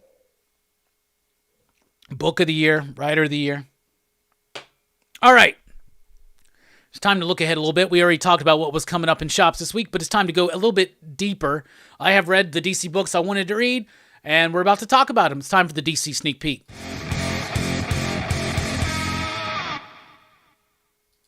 And first up, we're going to go Superman, Son of Kal-El, issue number 7. And yes, I haven't been enjoying this book. And why am I reading it? I don't know. It's because now we're on that global warming cover that caused a bunch of controversy. So I was like, you know what? Let's read it and see what the actual story is. And story's not really necessarily involving this. You know, it's like there's some things in there, but that didn't bother me. It's just that Jonathan is acting very naive in this run. And that's not something I wanted to see. However, certain events happen here that make me think maybe there is a long-term plan. Maybe there's a reason why Jonathan isn't feeling Sowen's character is because he's trying to be something else right now. I don't know. Maybe there's more going on. Is the book good? It's okay. It's a little on the nose. Again, this book is pretty on the nose. We were just talking about Lake Placid and how that kind of turned at the end. That kind of happens here. So it's okay. It's okay. Superman, Son of Kal-El. It's okay. Then we got Supergirl, Woman of Tomorrow, issue number 7, the penultimate issue. This art is so good and so great at telling the story. Like, honestly, after I finished reading this, I went back and I just read it without reading it and just visually tried to go through it, and that was a much better experience for me. This book keeps getting bogged down with the dynamic quality of the artwork and its beautiful richness as far as dynamic energy goes as well, that the writing is holding it back to me. Like, it's holding that pace back. The artwork wants to just jump off the page at you and tell the story at a very fun, brisk pace. But the dialogue and the narration is not allowing that to happen, and it's just bogging it down for me. But I like the book, like the art on the book, I should say. It's really good. Then we got Green Lantern, issue number 10, by Jeffrey Thorne, Tom Rainey, Saducci, Sanapo. Let me tell y'all something. This was it. This was the issue that we were waiting for. You know, like, Jeff Thorne has been on, like, Purchase Channel. He's been talking about how there's a plan. This is meant to be a 12-issue story, and it's actually meant to be, that 12 issues is supposed to be chapter 1 of a 3-chapter story overall. I hope this gets told, because this is where it all starts really coming together. And yeah, we had to have the patience to make it through, but the book was always compelling enough, right? And Jeffrey Thorne always made the case enough to keep me invested in this book. And now the Joe stuff, the John stuff, the stuff with the Guardians and the battery getting destroyed, and it's all comes together here in issue 10, and what I thought was a really solid issue. So I'm really liking Green Lantern. I'm glad I stuck that one out. Then we got Catwoman, issue number 39. This is the first issue without Ram V, who was the outgoing writer. Now we have Teenie Howard. We have Nico Leone as the artist, and Jordi Belair doing the coloring. Artwork on this book is freaking phenomenal. The artwork is great. Sleek, sophisticated, sexy, sultry. It's got bite to it. It's got a glamour about it. It's got this great essence of flow about it. Whew. Unfortunately, I don't really get into the story. Teenie Howard's characterization of Selena quite off, quite disconnected from where I felt that Ram left her at the end of his run. So I didn't get the emotional connection between runs with the character. And I just wasn't digging the story. It kind of meandered around a little bit. It didn't really clarify itself. The art really was the saving grace. I wouldn't say it's a must pick up, but the art in this is so freaking good, it's wasted on it, right? But the art was great. Story, not so much. And it's very kind of verbose, and that kind of holds it back too. Because once again, it's a book where the art wants to like pop and the story's holding it down, muzzling it just a little bit. Then we got Detective Comics 1049. Yeah, this Shadows of the Bat, this whole the Tower story, it's not going to work for me. It's turned Detective Comics into a weekly book basically, and it's got a backup story by Matthew Rosenberg. That story's pretty good and solid art, decent story, and it's doing things fine in its own pace. So the backup story was fine, but man, this Tower story, once again, just talking about what's going on, talking about the people involved, not learning about the people through their actions, learning about the people through somebody telling another character about it. So lots of exposition. Again, not a lot of action. Don't feel the stakes. There are some turns in the story, but this is like the events of these four. We're like 3 chapters in now or something. We're 3 chapters into this run, into this story. That could have all been done in a different way structurally to kind of condense it down. But it's starting to lose us here. Like it's not really moving. It's not really moving. Then we got Nightwing, issue number 88. Solid issue enough. It's okay, so Grayson has inherited Alfred's wealth. He has decided to invest that back into his community. And that makes Dick Grayson a target. So this book handles all that very well. He's a public target, but he finds out in here that he doesn't have to go it alone. He has friends. And Tom Taylor's not just reaching to, say, Barbara, who is there and is support for Dick. That sounds weird. Is support for Mr. Grayson, Richard. He has other friends, and they kind of deal with this. Is the Titans. Come on, man. It's the Titans, right? So you got this nice kind of moment where the Titans show up to kind of support Dick in what his new support Dick. It's so weird. In his new venture, and I like that. I thought it was cool. I like the story. I like the characterization of Nightwing, Dick Grayson. I think it actually works. The artwork by Bruno Redondo is great, but in this issue, and I got to look back. Maybe this has been prevalent, but there's something that's happened to me recently where I am noticing now, like, it's computerized, digitized screen tone, right? And its usage in modern comics. And it's really heavy here, and I don't necessarily like the way it's being utilized. I don't think that the line work needs it, or maybe it needs a more organic touch with that shading. But aside from that, one little nick, still a solid enough book. Then we got Batman the Knight. Chip Zdarsky, Carmine Dijon Domenico, and Placencia on the coloring.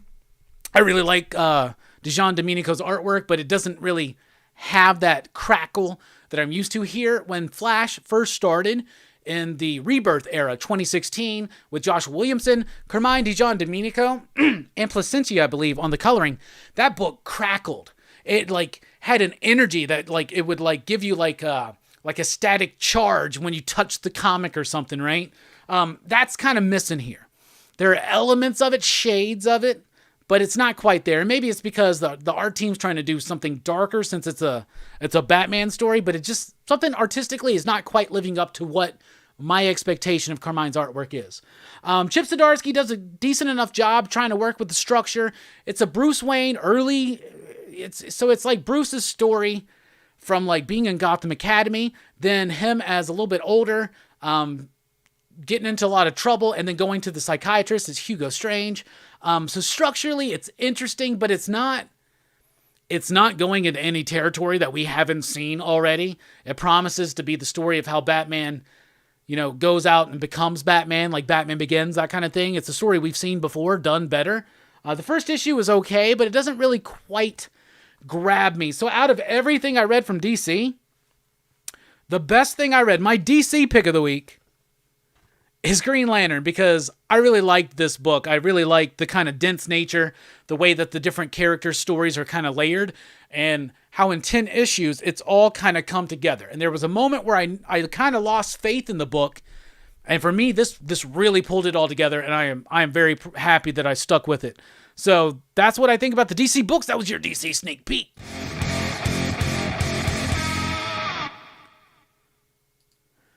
So many people are going to like the artwork in that Catwoman. Let me show you something.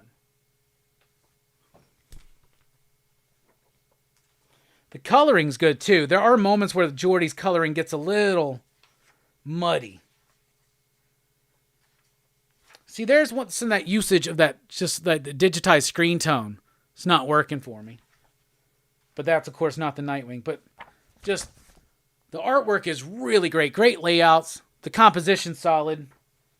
There are moments where the coloring shines. Solid layouts. It's kind of got a quality, like, and I've seen Nico's work before, and it never had this kind of like Jimenez charge to it. But these ones do. Let's see what people are saying. Hey, we had a lot of people in the chat. Have we hit 100 yet? How far are we away? I'm reading 86. Can we get 100 tonight? Wouldn't that be dope? Hey, we got Fable in the house. Station, man. I didn't get a chance to check out your show tonight because I was watching the Cowboys suck ass. So thanks for the How About Them Cowboys, and thanks for the Bring Back the Hellboy song. That Catwoman can't be good with Teeny Howard, says Mike Knight.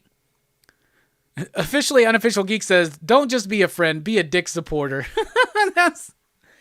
Can we get that PCP shirt made? If Hammer Time Holshoe's still here, please. I bet we'd sell a few. Shadows of the Bad is the new Amazing Spider-Man. Nelson, you're right. Good to see you live, bruh. How you doing? Teeny Howard is a drop. Watch. Yeah, it's the shame is the artwork's really good. It's kind of wasted. I have not really ever gotten into Teeny Howard stuff, too. Something about her writing just doesn't work for me. They're cool ideas at times. I don't like the idea. I don't like the direction that they're taking there, but... The DC Omniverse, I'm kind of looking at all these books coming out as non-canon. Yeah, it's like canon if you want it to be. That's the point. I guess their attempt to try to diversify the audience is to try to be like, the people that care about continuity is very small, so let's, because a lot of people, like, they'll read, like, the perennial books, like the things that, like, are popular, Watchmen, Dark Knight Returns. Marvel didn't have too many of those. The movies have made, like, Infinity Gauntlet one of them.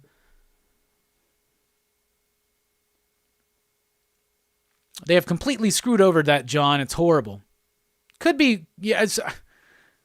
Superman is Tom Taylor's worst book ever. I never made it all the way through as Injustice, because the moment when I think it was Nightwing died because he tripped on a fucking rock and cracked his head open, I thought that was pretty fucking stupid, so I dropped out. But aside from that, yeah, maybe. I don't really like Dark Ages that much. But yeah, I'm not liking Superman Son of Kal-El. But if this issue hints in a direction that I think it hints into, it could be interesting. So maybe I need to give it 10 issues like Green Lantern. Kid's here for the hot takes. Choco26 loves Super Mario Brothers. Hell yeah. What was that last play? Yeah, I know. Dak ran too far. I know. Just imagine Dak just held it. We're moving on. We're moving on. If you make that into a shirt, I'm going to need one. Yes, you will have to, because you said that, right? I might buy Catwoman now. That art looked dope. I'm telling you, it's an art buy only. It's an art buy. But the art is really freaking good in it, man. And the coloring's pretty solid. Gets a little murky, too murky at certain times.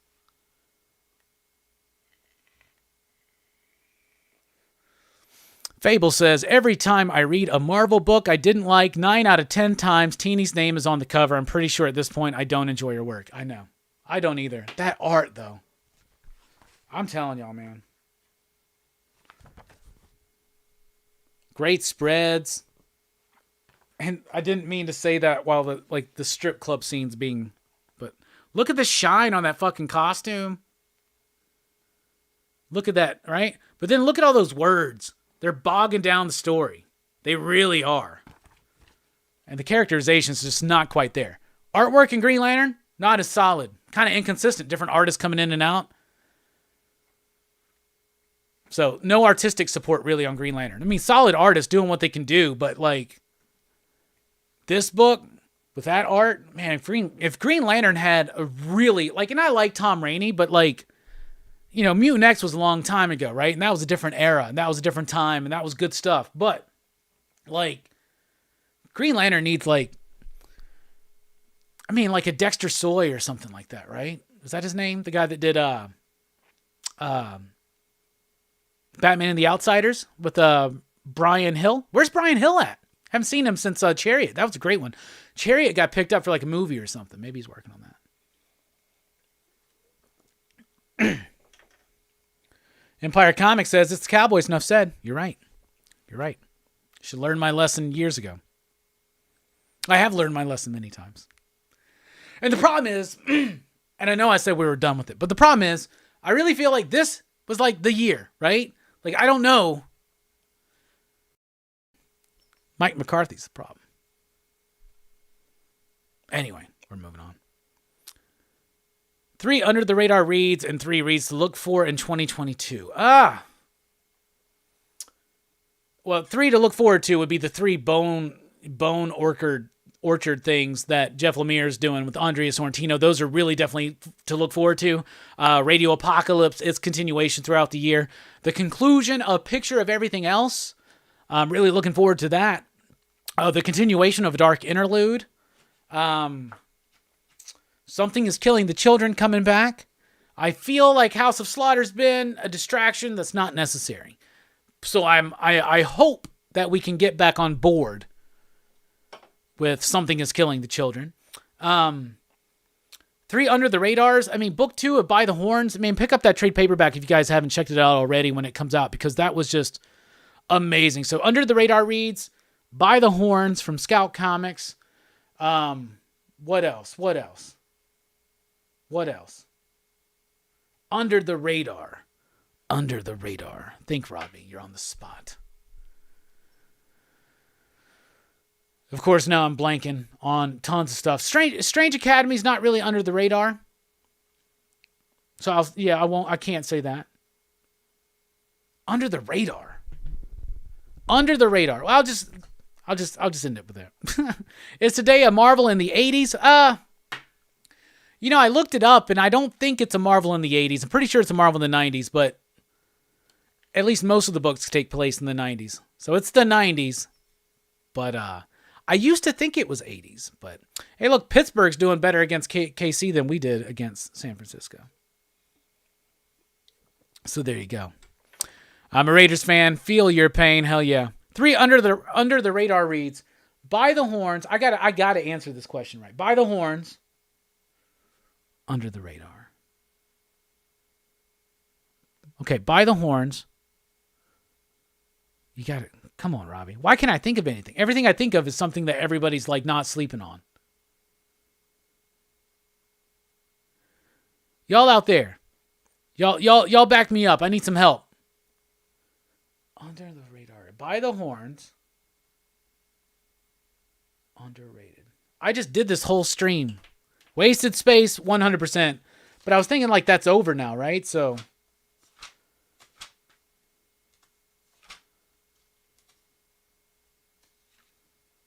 yeah. Under the radar reads. That's really got me twisted up for some reason. New Burn. Under the radar. I'm just trying to look through notes to see like things that pop up in my head. Yeah, let's just go with those. Anyway. Wasted Space. It's over, but it's still an underrated book. Rain Like Hammers is an underrated one, says Kirby. Hey, we got a super chat from Coffee Girl Espresso Guy. Thank you so much. We really do appreciate the support.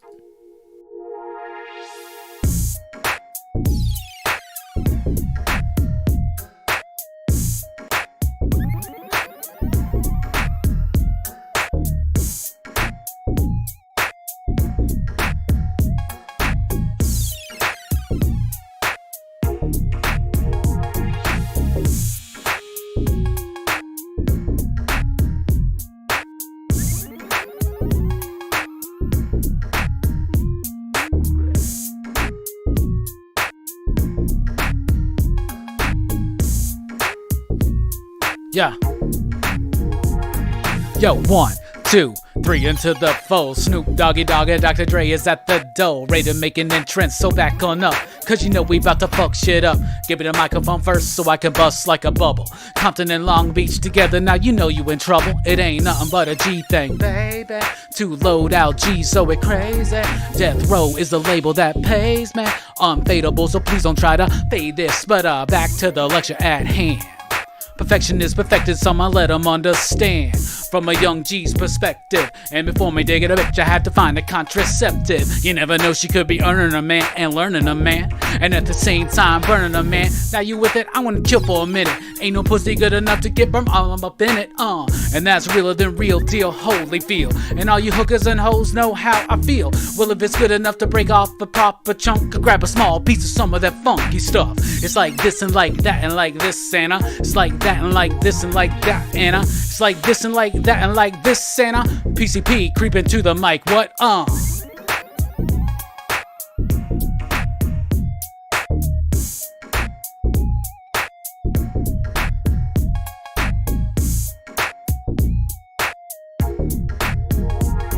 Well, I'm creeping and I'm creeping and I'm creeping, but I damn near got capped, cause my beeper kept beeping. Now it's time for me to make my impression felt. So sit back, relax, and strap on your seatbelt. You never been on a ride like this before.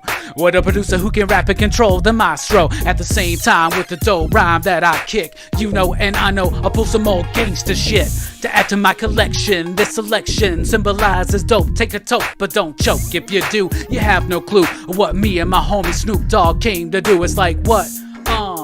There you go. Snap your back to the left and you go slow. Like Bane was a teddy bear rolling in a Rolls Royce. You never know what's going to happen here on Rockin Robbie Live. See, we got Nelson. By the way, Mamo was one of my underrated books of the year picks last year as well. So I'll add Mamo. I that popped into my head. Love a West Coast mix. Thank you. I was like, I was doing terrible with the freestyle tonight, just not feeling it, kind of like Cowboys, lots of pre-snap penalties. You know what I'm saying? So I decided, just start spitting some nothing but a G thing. When in doubt. Nelson says, we need a Marvel in the 70s, Tomb of Dracula, Man-Thing, and Conan. I 100% agree with you, my man. We've already had one episode of Marvel in the 70s, and eventually it will find its way cut out and thrown in, but we did the first appearance of Wolverine in Hulk 180, 181, 182. So that was first 70s, but I plan on doing more. Tomb of Dracula is one of my favorite books, and I finally, they've completed the complete collections in trade paperback with colors. I have the essentials, and I have those, and I love those because the reprinted colors, not on newsprint, it's fine, it's cool, but I like having it in colorized, but I also love having that just like really clean line work that you can see of the Gene Colan stuff and his inkers on the essentials.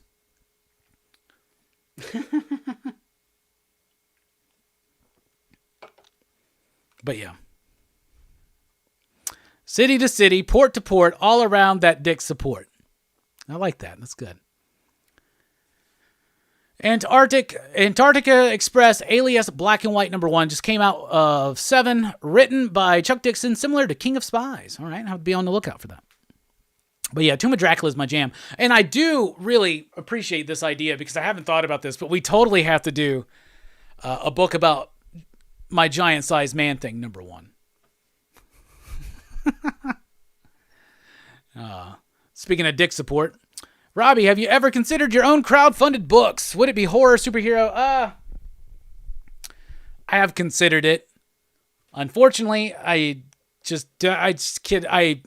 need to make time to write, and right now there's lots of other things going on, trying to do different things. That is definitely something on the bucket list, 100%. I really, really, really do want to do comics, and they wouldn't be superhero. I have a superhero idea. I have 2 superhero ideas. One is more humorous and one is more real, but it's very Spawn-centric, kind of. It's like very Spawn feeling. It was a concept I developed when Spawn was coming out. Anyway, but no, horror and sci-fi are the ideas, and then I have some humor stuff too. So it would be all kinds of genres. Because the thing is, I'm a big fan of superheroes. I'm a big fan of horror, and that's... Even my horror story is more of a drama because it's like, I don't know, I love horror movies so much. I love superhero comics so much. It's like,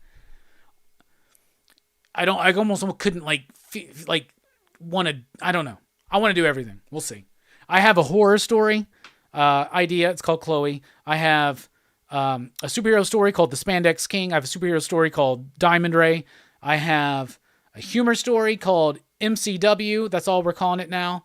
I got to get that going. That was the first thing I was supposed to do because I could do that in short. So I gotta schedule it. So let it be written. So let it be done. Got to start writing scripts again.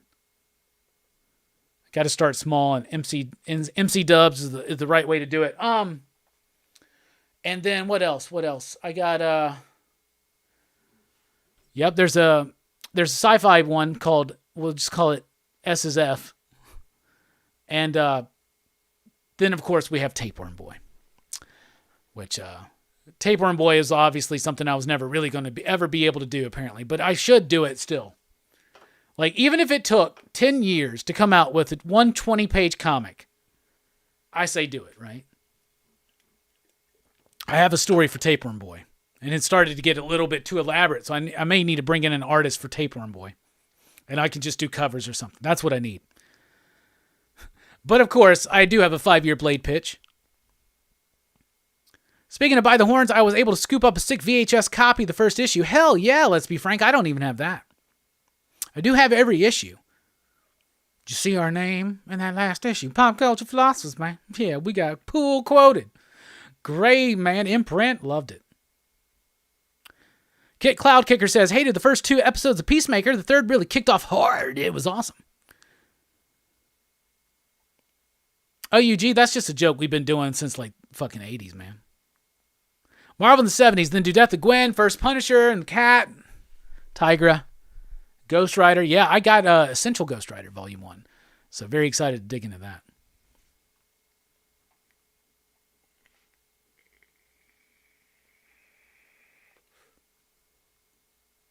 Kit Cloud Kicker says, love the first 2 episodes of Boba Fett. Everyone else hated it. The third was trash. The Wookiee was too small and got his ass kicked by Power Ranger wannabes. Hey, there you go.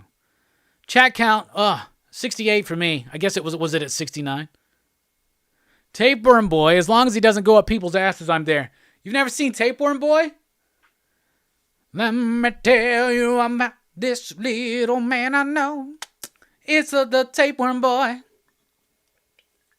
A Tapeworm Boy is a genetic experiment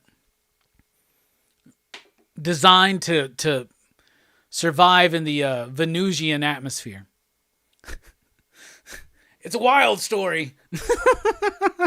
It's not a simple story. I was trying to get, like, Tapeworm Boy is my excuse to get as wild as I want. But it doesn't matter, just talking. Man, I could do a storyteller series, and I could just tell you guys the plots, and then maybe one day someone would Chiefs up 21-7. All right, there you go.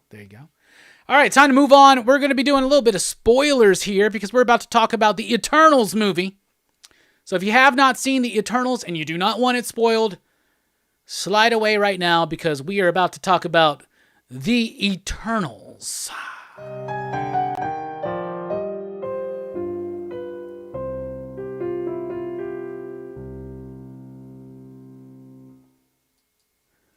So the Eternals. The Eternals came out in November. I didn't go see it. It just was, I knew it was so long. I didn't really want to go sit in it. Like, I just didn't have high expectations. That being said, I went and saw Dune and I loved it, right? So anyway, I missed out on it and I was waiting for it to arrive on Disney Plus, and it arrived this week and a lot of people checked it out. And I've already done a little bit of a review with Rex, so you can check out that video for a lot of his thoughts and some of my thoughts, but I'll encapsulate everything here. But I didn't necessarily really like it. Now, I didn't also hate it. Like, I didn't really super hate it, if that makes sense, right? But I did not like it. I didn't think it was a good movie, but I didn't think it was all bad. I do feel like they thought that they were trying to make a very important film. I think they thought the creators, right? And I don't remember the director's Chloe something, but I feel like the entire team, they thought they were making a very important film. And to me, it was kind of boring, droll, and dull, and long. Totally long. You know what I'm saying?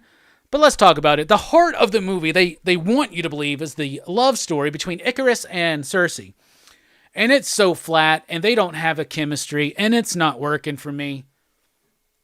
So what should be the heart of the film already is gutted out pretty much immediately. They really do try to spend a lot of time developing this and cause a conflict of emotions, especially with Cersei, but it doesn't quite work out for me. Cersei didn't stand out. She's supposed to be the star of this film, but it just felt kind of dull and awkward and not very energetic at all. Icarus, there are moments where you're like, okay, this could be the character. It could be cool, but he didn't really represent anything of that Kirby crackle, that dynamic Kirby heroism. It didn't have that, right? Instead, he felt like somebody was trying to do their impression of a Zack Snyder Superman, if that makes sense. Salma Hayek's here as Ajax. She's all right. She's okay. She plays her role for what she's trying to do pretty good, but she's kind of underutilized. Speaking of underutilized, Angelina Jolie as Thena is wasted in this movie. She spends most of it just standing freaking still and looking freaking worried and out there. Like, this was, why is Angelina Jolie here? Why does she say yes? Like, what are they doing? Like, this was wasted character because she had a really good dynamic with Gilgamesh. And that's the connection, that's the heart of the film. Not Icarus and Cersei together. Boring, obvious, slightly wasted, totally wasted because of this dynamic between Thena and Gilgamesh. That should have been the heart of the damn story if they wanted to go in the direction they did ultimately. Gilgamesh was awesome. Kingo, my favorite character in the movie. He's the comedic relief. That is kind of obnoxious at first, but throughout the journey of the movie, I found it very refreshing because those were the moments where the story livened up. Those were the moments where it felt a little bit more breathy. Those were the moments where it didn't feel quite so damn heavy, and this was a very heavy-handed film. Kingo, best character in the movie, loved him. Phastos,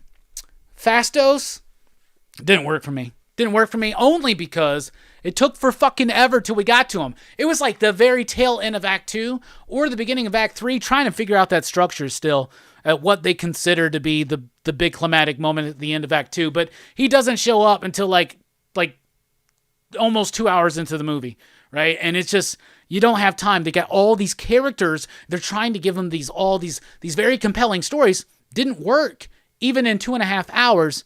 And I've said this before, I'll say it again, should have been a series on Disney Plus. This kid who from this point forward, I don't really know the names of the characters or of course the actors, but this dude, I saw him in The Green Knight. He was a very interesting character, complex, but they didn't quite dive into it enough. His love story with the speedster, I can't remember her name, that was interesting, but they just didn't do enough with some of their more interesting bits. Thena and Gilgamesh's relationship, and then these two. That's way more core-centric and interesting to me than anything with Icarus and Cersei. Sprite, obnoxious. Yeah, Tinkerbell used to annoy me when I was a kid. Tinkerbell in this movie annoyed me too. And really? Like, you're going to point out the Peter Pan theme? Like, it's already so obvious, so you got to point it out? Are you clever? Makari, thank you.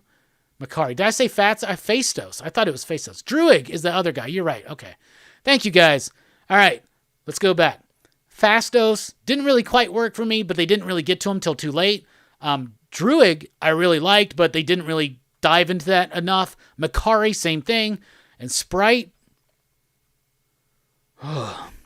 Altogether, the costumes, didn't really like those either. Didn't like the energy of the movie. Just didn't feel Kirby.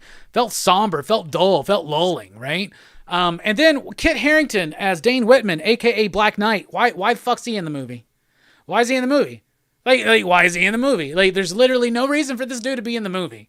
And then at the end, they do this whole thing where they're like, he's trying to touch the ebony blade, and then you hear the voice of Mahershala Ali as Blade saying, "Are you sure you want to do that or something, Dr. Whitman?" But you just see the voice.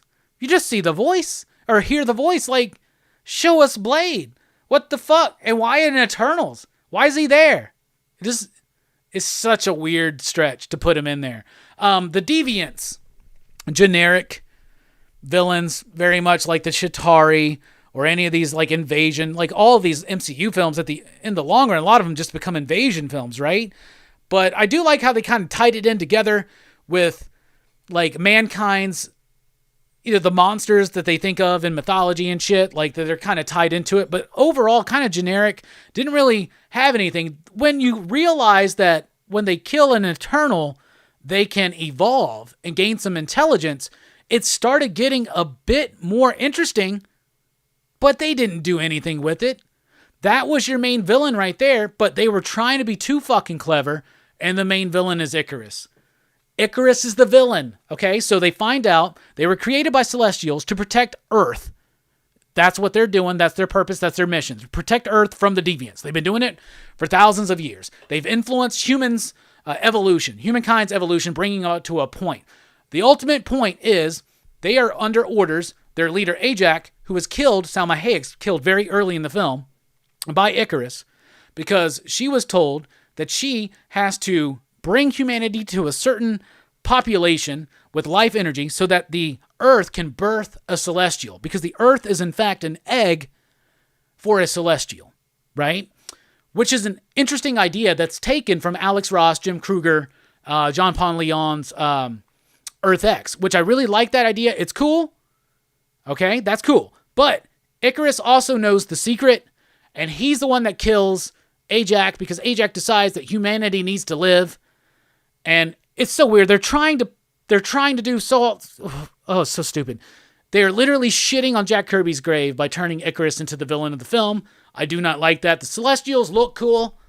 Their acting and character are Arisham or whatever their name is. I liked it. It was cool. And then when the Celestial does rise, and it ends with Cersei using her powers to turn the Celestial into stone. So now you'll have the Celestial head and this hand, like I think they said in the Indian Ocean. So that's kind of like close to like Avengers Mountain nowadays. Maybe somebody's going to make a headquarters there or something. I don't know. So that's interesting and neat and whatever. But the journey of Cersei just didn't quite live up to it. So I don't know, man. Eternals just didn't quite work for me. More problems than what I liked. Like I said, just didn't really like the vibe of this film. Didn't really like the main drive of the story. Cersei didn't work for me. Icarus, they fell flat. Salma Hayek was wasted. Angelina Jolie was wasted. Gilgamesh was awesome, but underutilized. Kingo was the breath of fresh air. Phastos just didn't quite work for me. Druig was interesting and complex, but they didn't dive into that. Same thing with Makari and that relationship. Sprite was obnoxious as hell. The costumes, none of it felt energetic like Kirby. It felt just boring. Kit Harington, why? The Deviants, generic. Like lots of generic shit in this movie.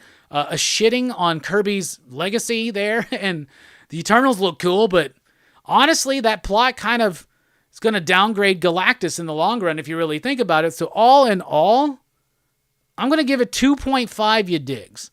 There are things I like. I can appreciate certain elements of the scope, but overall just did not work for me. What did you think about the Eternals? How many you digs do you give it out of 5?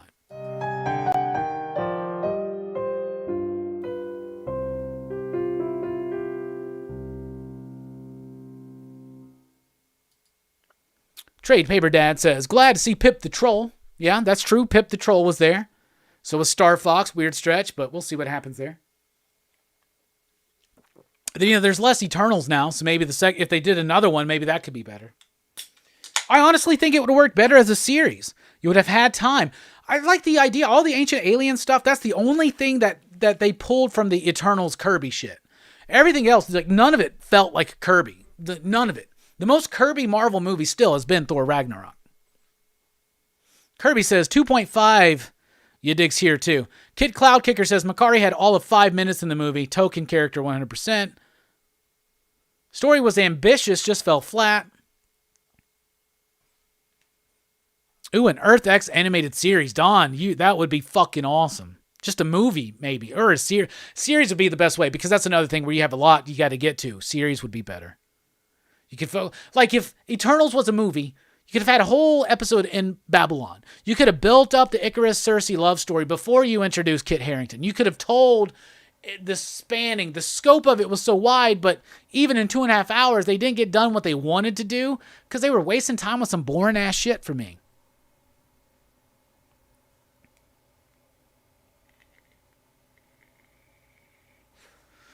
Kid says, the casting was spot on. The story was terrible. There were too many people to serve. I get there. Yeah, I get that.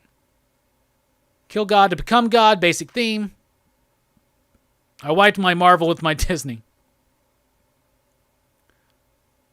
Casting was off. That's seriously not Icarus, says Mike. Black Knight felt forced in. What the fuck sums up this movie? They turned the Celestial into a marble countertop. Sprite was creepy. That was super weird. A lot of Jesus, yeah. A little bit, man.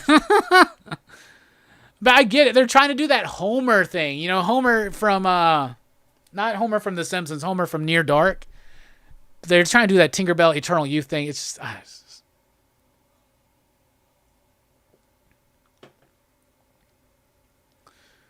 If the Eternals are robots, does that mean Thanos was a robot? Thanos is a Titan, not an Eternal, right? So I don't... who knows what the hell?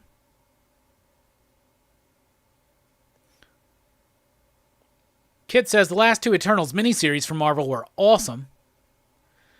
Go Flo, what's up, buddy? Says, I know I'm in the minority, but I really liked Eternals. Honestly, my favorite movie I saw in theaters last year over Dune, The Green Knight, or Spider-Man. 4.5 out of 5. Fair enough. Hell yeah, bro. Glad you enjoyed it.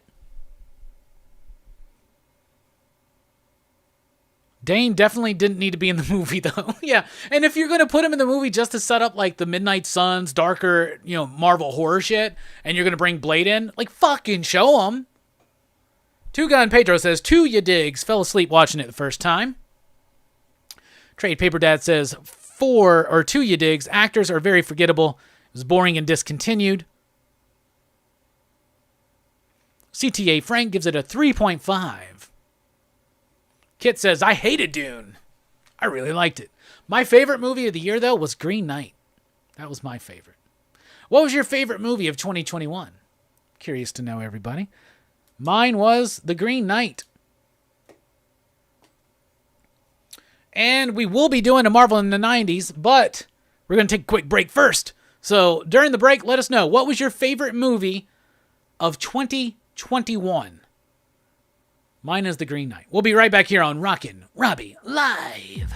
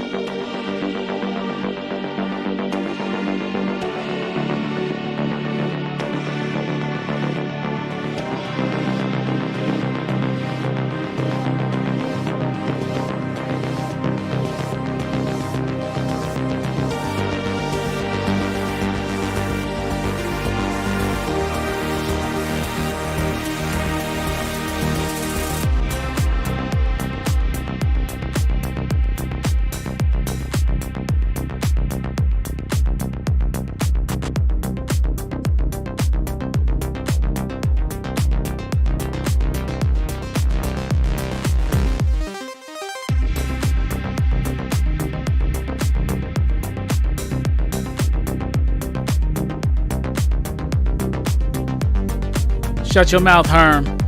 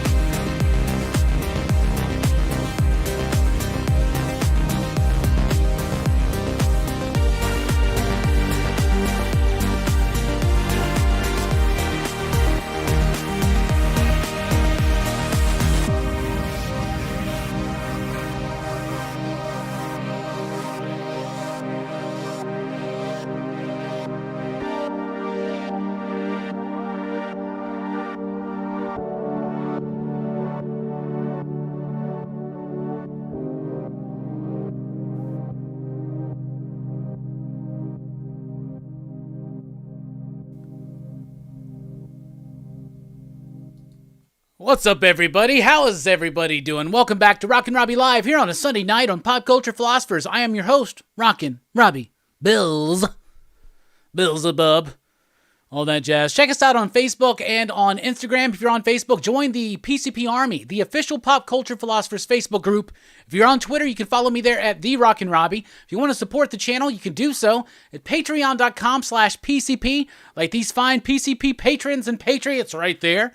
Or you can do so with the Super Chat tonight, which triggers something. You never know what it's going to be. Anyway, we appreciate all the support, just being here, liking, sharing, subscribing, and of course, participating in the chat is always the best. You know, we were talking about how about them Cowboys? How about The Weeknd? That new Weeknd album. I like it. I like it a lot. It took me a moment to really get into it. I listened to it in the background a little bit while I was reading one day, and then I kind of sat down last night, listened to it a little bit after Dylan's horror show, Under Influences, and pretty good. I like it. I like it a lot. When we left the break, I asked you what your favorite movie of 2021 was, so let's see what the responses were. First of all, Mike says, yeah, that Blade voice cameo at the end was a letdown, 100%. Don says, The French Dispatch was my favorite movie of 2021. The Del Toro part was epic. Still haven't seen that. Crushing It Big says, Bachelor Party with Tom Hanks. I know he made it back in the 80s or so, but I just watched it last year, and it's amazing. I miss silly Tom Hanks. 62 Lefty Blue says, Snyder Cut just because it happened, and we got to see it. It may never happen in Hollyweird again. I liked it a lot too. Mike says, Spider-Man No Way Home was the best flick I saw in 2021. The Snyder Cut, Suicide Squad, Dune, and Mortal Kombat round out my top 5. Billy says, Snyder Cut is fantastic. Tom Hanks is a deviant. Snyder Cut is definitely a masterpiece. There's a really great 2.5 hour movie in there. That's the 2.5 hour movie we want, superhero movie makers. Billy says, -1, you dig. How about them Jets, Herm? How about them fucking Jets? I heard Jenny from Comics is going to be here. Yeah, Jen's great. She was in the chat a little bit earlier. Hopefully we get some baseball soon, Robbie. Let's go Yankees. I know, man. I just had to focus. I was like, you know what? Postseason's over. Still excited for the Super Bowl. See what happens, but I don't have a horse in the race anymore. I'm over it. I'm done. And looking forward to baseball. It's the year the Yankees going to win the World Series. I love how I set up my Patreon wrong and it says my name is Let's Be Frank. Hey, whatever it says on your Patreon, that's what pops up there. I'm starting to get too many names. So I have to redo something there. But thank you, everybody that really supports us at Patreon. We really appreciate that. Y'all really go above and beyond. We appreciate everything. Herm says, bring back the Hellboy song. Probably not, Billy. All right, favorite movie of the year. Anybody else say anything? Or was that it?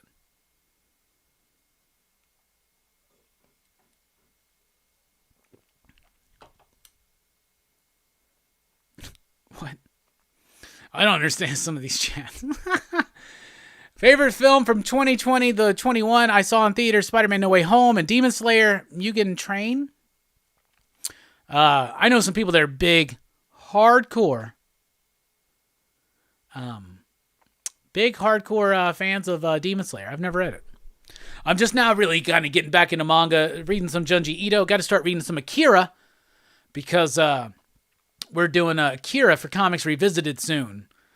And I'm afraid everything's going to get pushed back again because I just have not gotten caught up on damn James Bond movies and Akira. I still got to read fucking 20-something issues of Saga by Thursday night. The new Home Alone was easily the best. Who's going to the club tonight? You better watch out. Loved reviewing it with you guys too. Yeah, that was a really good one. Big Harm says, No Way Home, No Way Home, No Way Home, Bo Way Home, and No Way Home. I've never saw Bo Way Home. Was that about Bo Jackson? Speaking of movies, join us tomorrow night for PCP Movie Night. Me, Jelani, Brooks, Mike the Voice Matthews, and Manny from Manny's Different Perspectives, all members of the PCP crew. Excitable we are. We're going to be talking about Super Mario Brothers, the movie, with Bob Hoskins and Dennis Hopper and John Leguizamo. Very excited for that, y'all. And Dylan's Horror Show this upcoming Saturday night. We're going to be talking about the brand new Scream movie. Scream 5, we call it, though others call it Scream 1990. Wait, what? Scream 2022. Anyway, we now pause for station identification.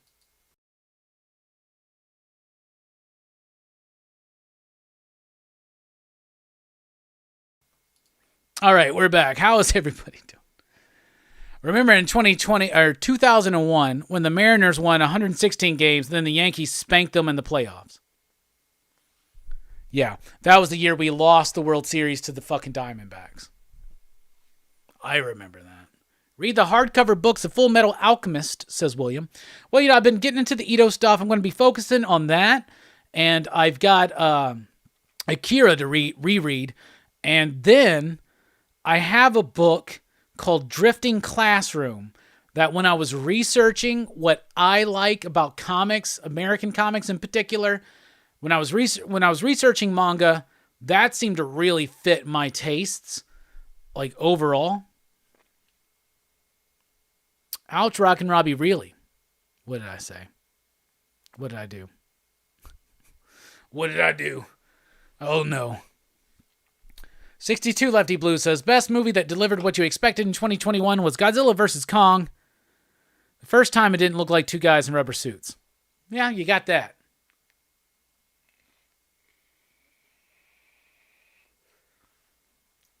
I'm into the new Weekend album. Not as much as the previous one, but it has grown on me for sure. Yeah, I feel the same thing, Go Flow Wolfhog. Go Flow Olfog. Go Flow Wolfog. Go Flow.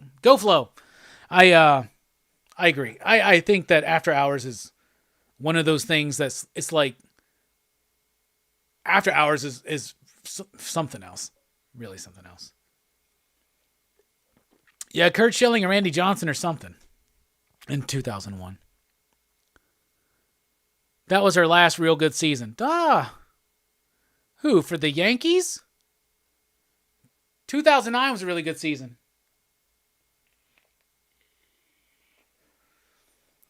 Cryo says, you will like Drifting Classroom. It's a classic. Yeah, I got the first big hardcover, so I'm excited to jump into it. I also got this thing right here. This is a lesser known book, I'm sure. But I have that too. So, I got some plans. Oh, you're a Mariners fan. I got you. Yeah, Mariners are it's got to suck. I'm always vaping on the same thing. It's Bombi's Nana Cream. This company's now gone out of business, but my local vape shop has I guess my LVS like bought as many as they could because they knew that was my thing. So I've been in supply for months after the closing of the company. It's interesting. So one day I'll have to change, but that's what I do it's always that. Ito's art is insane. I 100% agree. Thank you for that, Cryo. I really that seemed like something I was really going to like. So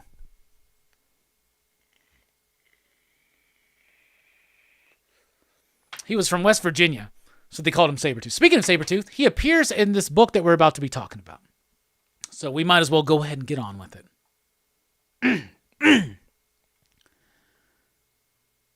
You know what that means. It's time for Marvel in the 90s. And tonight we're talking about Rob Liefeld on New Mutants. In particular, we're going to be talking mostly about issue 87 through, I think it's 94. Let me double check real quick. Pretty sure it's 94. Da da da da da. He's loving it. Walking down the street. Yes. Pretty much 87 through 94. There's one issue that Rob Liefeld did not do the artwork in. We're not going to be talking about that one. But what I want to focus on is the introduction by Rob Liefeld and Louise Simonson of Cable to readers, to the Marvel Universe, and to the New Mutants in particular. So let's get into it. So first of all, we kick off. There's like this whole like bit, by the way, at the end of 86, which is Rob Liefeld's first issue. It's like the Vulture and Nitro versus a couple of New Mutants. They get kidnapped by the Mutant Liberation Front. And then there's Freedom Force, whatever. This is the Mutant Liberation Front. We're introduced to these really dumbass characters, okay? But what I'm trying to focus on is what was it that made Rob Liefeld a success at this time? Because at this time in reading comics, I did not dig on Rob Liefeld. Okay? And I never read this stuff. So this is my first time ever reading New Mutants 87 and 88, 89 onwards and all that shit, right? And I rather enjoyed it, and I did find a lot to appreciate in his artwork. This, to me, is very dynamic, even though these characters are dumb as shit, and the designs are stupid as hell.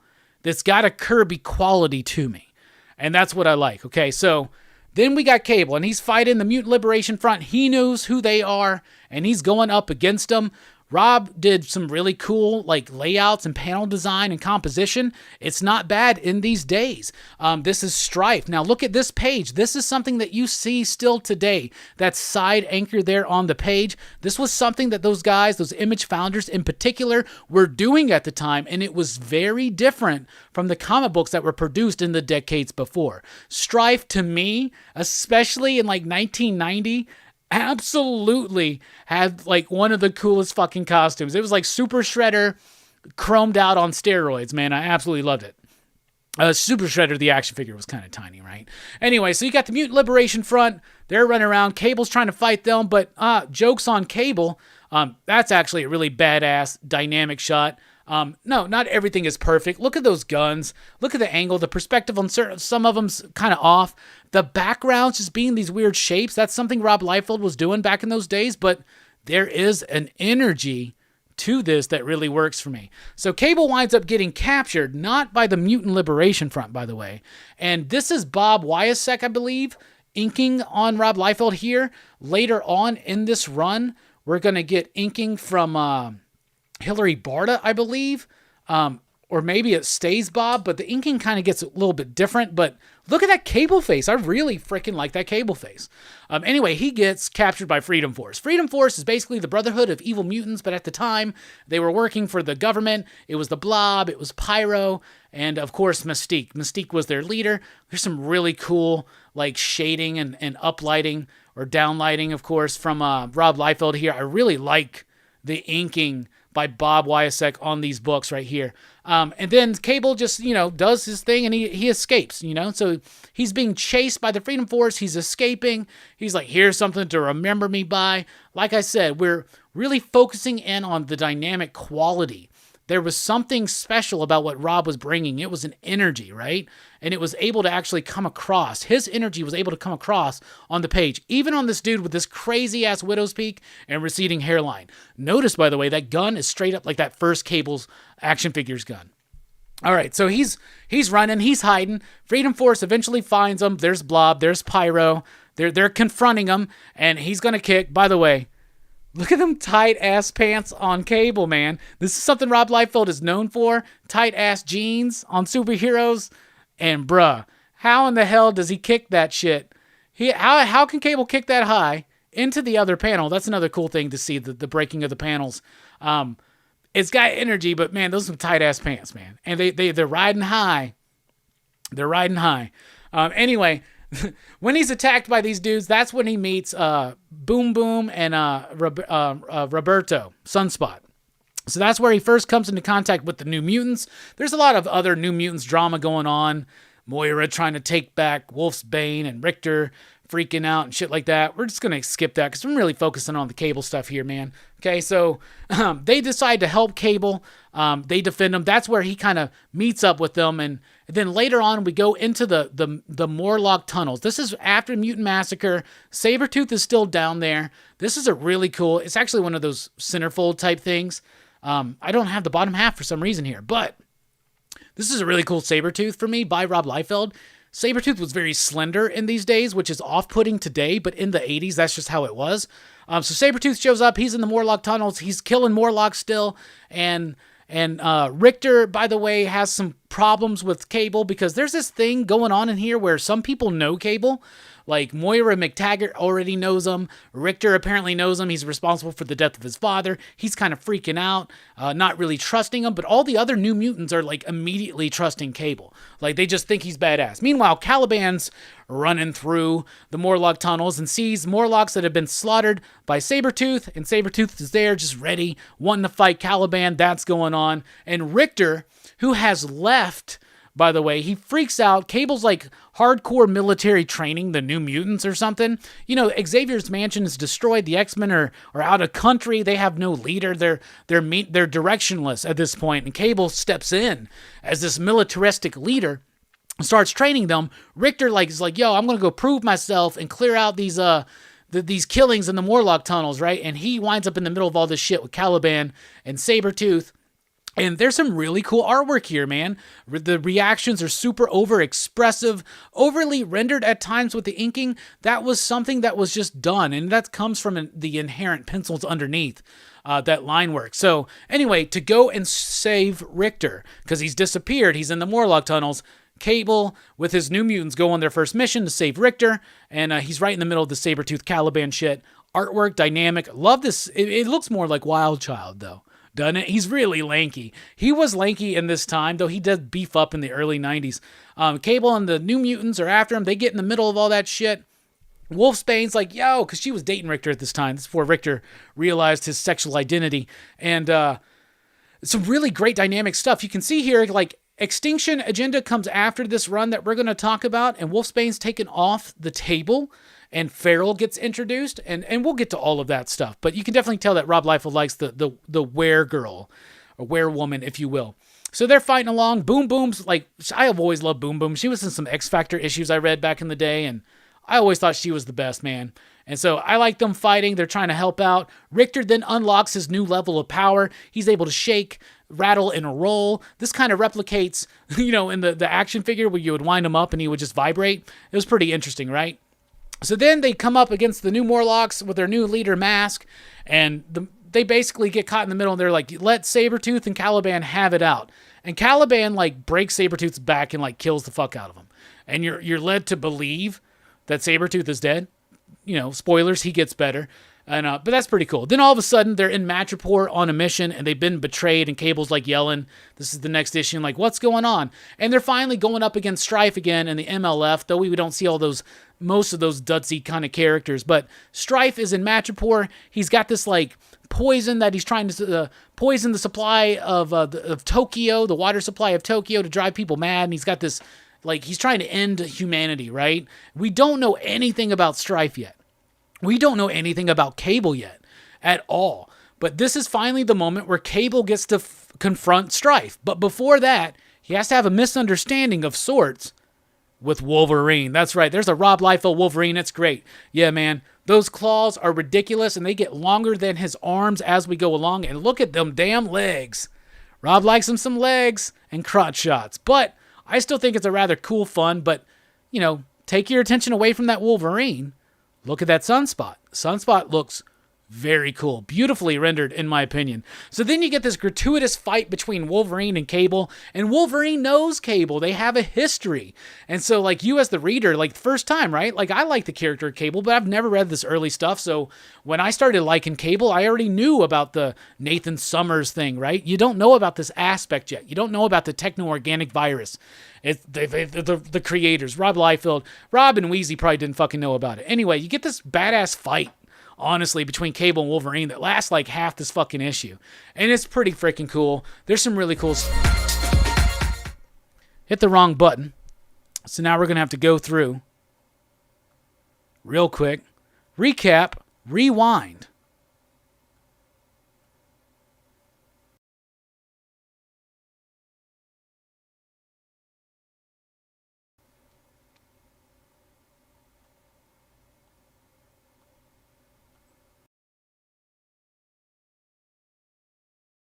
Too many slides for this, man. What a mistake, Robbie.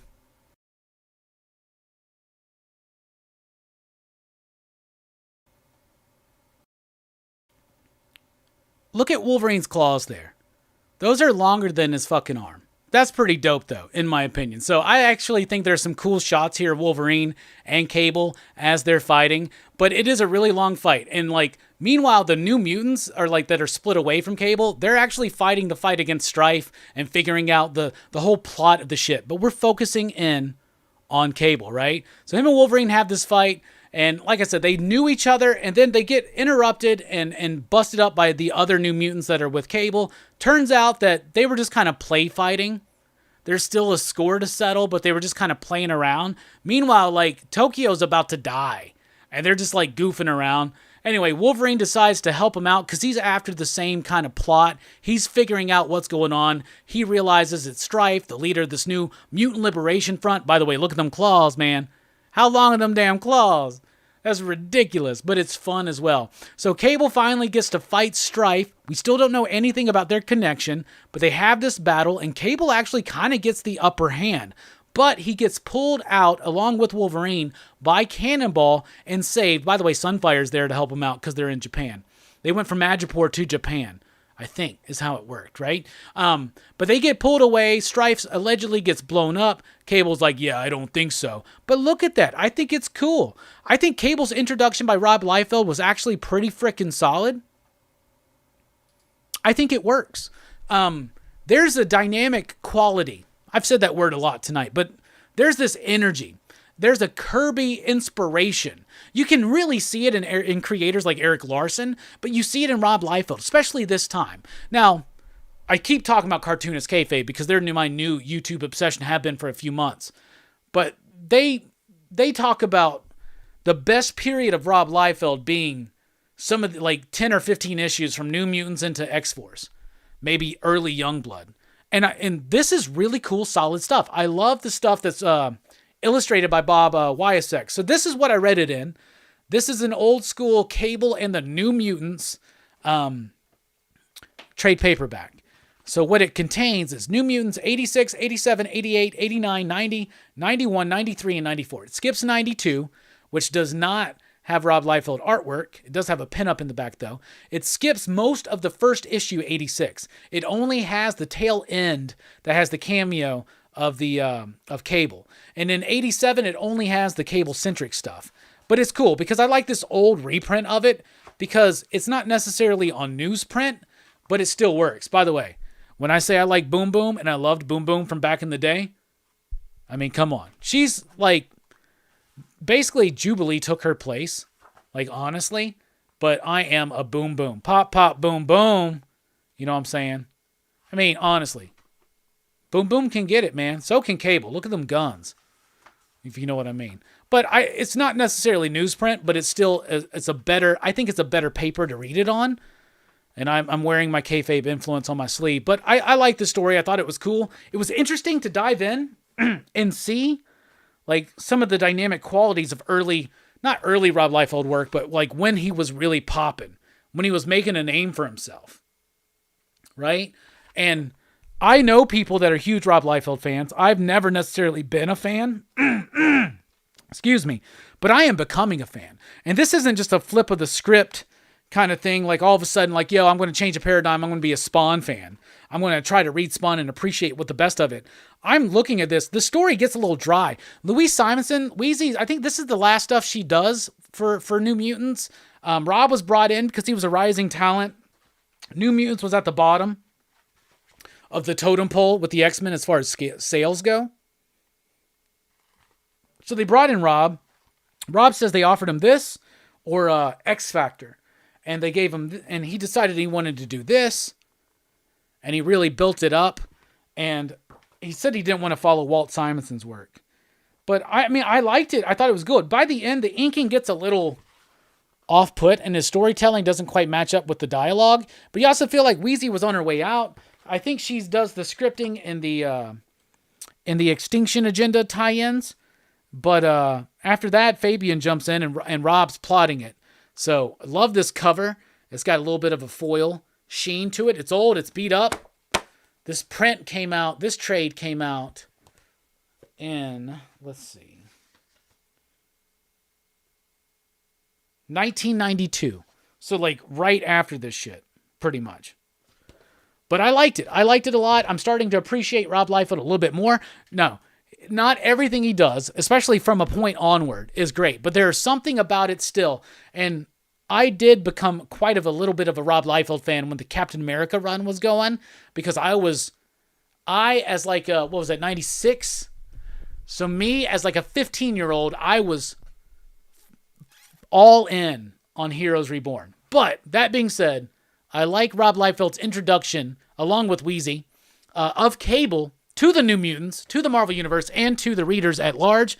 I thought it was pretty solid. It was interesting, and I'm excited to continue along into the journey. We've already done X-Force #1, but you know we got to do the first appearance of Deadpool. We got to do the New Mutants #100. We're going to be talking about all that stuff here pretty soon. So just pay attention to this space. And that was your edition tonight of Marvel in a 90.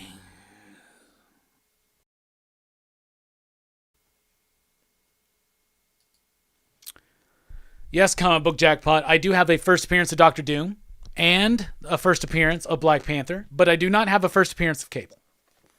I have this. But it's good enough for me. I like it. I enjoy it. I had a lot of fun with that, though. I really did. Really, really did. Now let's see some of the chats here.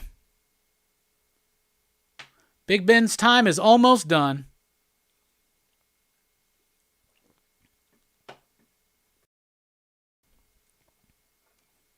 Power quads. Don't skip leg day once. No. Rockin Robbie bringing 90s culture to your living room. Why is Cable so goddamn cool? Fucking guns. My Cable figure's right here.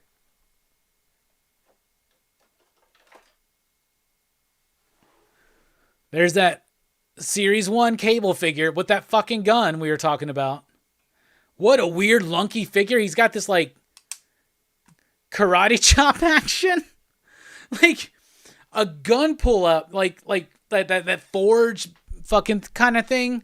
That would work better. They gave him a fucking karate chop, which makes the figure so awkward because his hand's, like, out like this. But still, that's a pretty cool figure. Love this figure. Who are you talking to, bub? You get the idea, by the way. And I don't know. I know that Rob likes to take sole creatorship of Deadpool. I don't know if he does of Cable. I don't know how much of Cable is Rob and how much is Wheezy. I don't really know much about the history there. But what the hell, man? This judo chop fucking Cable. Buddha, Buddha, Buddha. Yeah, it does. Yeah, 100%.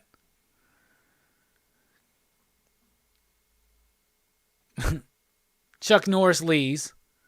Goddamn, Sabretooth is dummy thick.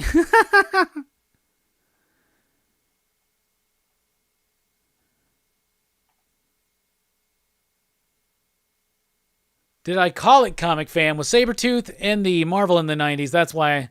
And how come they call me Jackpot? Pop, pop, boom. Boom, boom.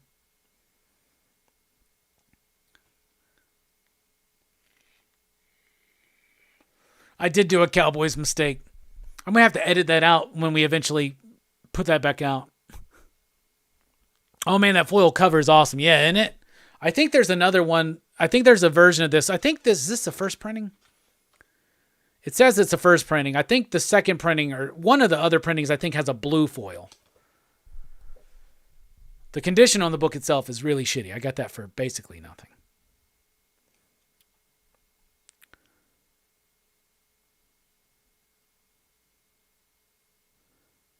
The way my comic collection is going, I look at my toy shelf and become inspired to go out and get the first appearance. They should do... No, they shouldn't. What's in all the pouches? Verno says, more pouches? To which Trade Paper Dad says, makes sense. Never seen him use the pouches either, man. Yeah, me neither. But they're there, man. I like it. It's fun to revisit. And at the time, it was a pretty big deal. All right, time to switch gears. We're going to talk about movies. Last time we did this, I fucked it up terribly. I really, really feel like I studied hardcore this time and got ready to do my top 5 movies of 1972.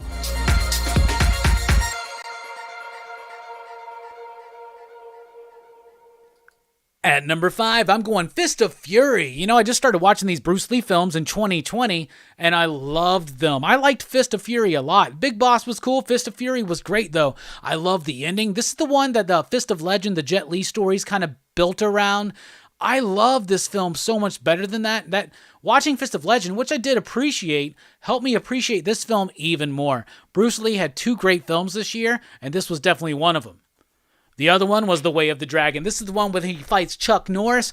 I really like this movie. It's pretty cool. It starts developing this idea of this, like, agent of mystery or some shit like that leads into Enter the Dragon. It's just a shame because Bruce Lee's films were becoming so polished. His performances were becoming so polished. And how quickly we lost him after this really freaking blows. But number 4, I'm going Way of the Dragon. At number 3, I'm going Non si Savicia un Paperino, which we call Don't Torture a Duckling here. It's a Lucio Fulci film. It's one of his first truly gory films. It's about this little girl kidnapped with a Donald Duck doll. It's freaking gnarly. It's good. The music is freaking fantastic. It is Italian horror. I do not think it's Fulci's. It's not my favorite Fulci stuff, which I really like, of course, Zombie and The Beyond, but it's still really good, and it's always fascinated me. At number 2, I'm going Last House on the Left, Wes Craven. Y'all, this movie's kind of depraved, right? The movie's not depraved, but it's about depraved acts. And the movie makes you feel uncomfortable. But at the same time as making you feel uncomfortable and seeing these depraved acts, it's showing you how depraved is the response to these acts. And it's got this really interesting kind of thematic material going around. It's one of those films that it's not an easy watch, but it's definitely something worth watching at least once because it does make a very profound statement in a very provocative way. And at number 1, come on, could it be anything else? It's The Godfather. And I know a lot of people love The Godfather 2, and so do I. But to me, this is the best out of all of them. A lot of people like part 2 better than part 1, but this is the one where we get Marlon Brando as Vito Corleone, and I absolutely love it. The rise of Michael, the innocence that gets corrupted, the sadness of Vito, the tragedy of Sonny. Oh my goodness, I love this movie. It's amazing. Francis Ford Coppola. I mean, Mario Puzo. I mean, I don't have to say anything else. It's The Godfather. So recapping, my number 5, Fist of Fury. My number 4, The Way of the Dragon. Number 3, Don't Torture a Duckling. My number 2, The Last House on the Left. And number 1, The Godfather. Those are my top 5 movies from 1972. What are yours?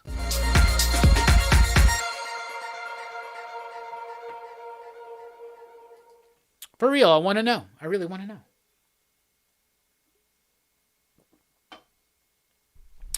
Was it the original Last House on the Left or the new one where they made the lead actress urinate on herself? I'm pretty sure that was the original. I haven't seen the new one, though. I didn't see the remake. Cerebro says, hell yeah, Godfather. The pouches are where they keep their Mentos, the fresh maker. Just in case, right?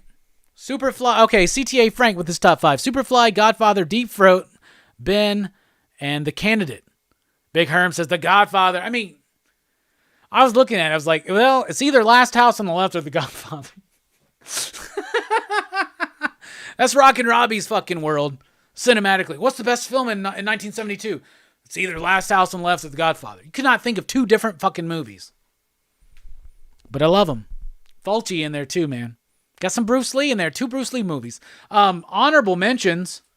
Let me look what I wrote down. Honorable mentions. Boxcar Bertha. I think that's the second Scorsese film. Maybe the first. This is the second, at least. And Pink Floyd Live at Pompeii. I almost picked that. That's one of my favorite concert movies. And we're going to do concert films as a podcast one day, I believe. Yeah, that's what we're going to do. So what's up, everybody? How you doing? We're nearing the end of the show, aren't we? You forgot Deep Throat. I didn't.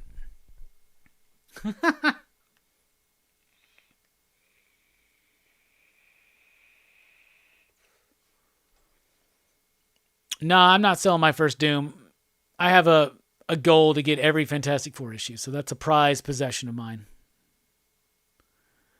Duckling identity reveal the killer was a surprise. Yes, William. It's giallo. It's not something you see Fulci do later in his career. It's not necessarily giallo, but it is here. By the way, we're doing a giallo film. I didn't forget Fritz the Cat. I haven't seen Fritz the Cat since I was like a teenager, so I couldn't accurately describe it enough to qualify. This being said, looking at these 80s, 90s, I was like, I know that movie, I know that movie, I know that movie. 70s, I'm like, I haven't seen 80% of the fucking movies that came out each of these years. So I'm very lacking in my 70s, and it'd be interesting to do 60s. I mean, honestly, it'd be interesting to do any decade before the 80s, because I was born in 81. So the films I was first fascinated with were from the 80s. And that grew with the home video market. So I watched a lot of 80s films in the 90s. And then in the 90s, I was of the age of being able to pay attention. So 70s films, though, it's really just like some of the horror ones or the classics that I really know. So it's a little different going through the 70s. But I don't think I left anything out this year. I mean, I considered some things. I've never seen The Candidate, for instance. I've never seen Ben. I've never seen Superfly. I've seen Fritz the Cats a long time ago. I don't think I've ever seen Deep Throat. I think I've seen Debbie Does Dallas, or parts of it. But Last Tango in Paris. See, I haven't seen that one either. Is that one from that year?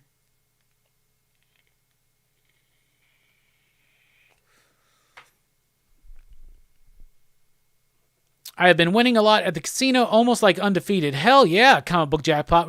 That's awesome. Congrats to you, buddy.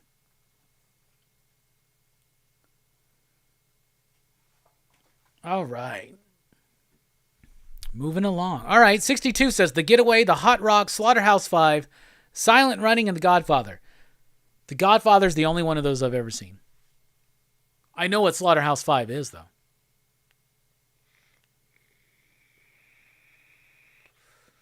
Yeah, no idea about what that butter scene, which, yeah, don't get it. Now I'm showing my age, my youth. I'm only 40.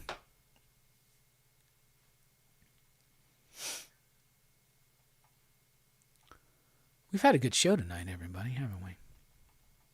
I mean, Godfather, though. I mean, that's an obvious choice, too. Y'all at the club right now? Oh, it's perverted, the butter scene in Last Tango in Paris. Huh. Maybe one day I'll get to it. Haven't seen The Goonies in a while. I might revisit that first.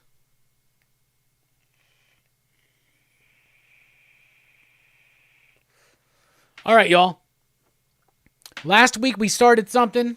We started something new and fresh, and I really liked it. We started going back in time and revisiting the X-Men animated series. It's on Disney Plus. A lot of us have it on, say, a DVD, which I do, or maybe you have the old school VHSs, which would be really fucking dope, and I wish I had them, okay? That being said, how many variants of ASM number 1 will there be? William, one of my favorite headlines I read in Bleeding Cool recently was Marvel shows restraint and only has 14 variants for Amazing Spider-Man number 1. So some of those may be exclusives, but apparently not as many as they typically do.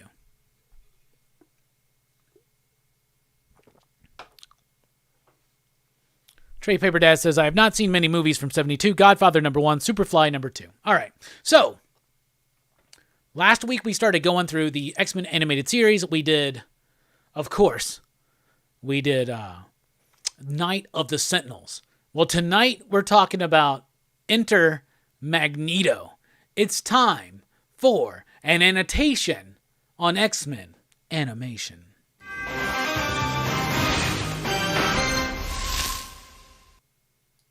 And tonight we're talking about Enter Magneto, the third episode of the series. We did 1 and 2 last week because Night of the Sentinels is a nice pilot opening, but now we're going to get into the nitty-gritty.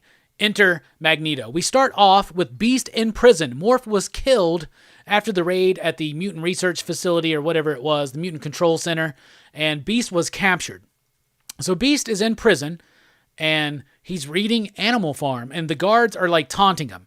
And then all of a sudden, Magneto fucking shows up. And when he shows up, Magneto looks so goddamn badass. It is absolutely freaking great. I also had the Pizza Hut VHS of this. So Pizza Hut did 2 of them. They did Night of the Sentinels, and they did Enter Magneto and Deadly Reunions. We'll get to that, because they're basically like a 2-part story too. But that's something that starts being developed here.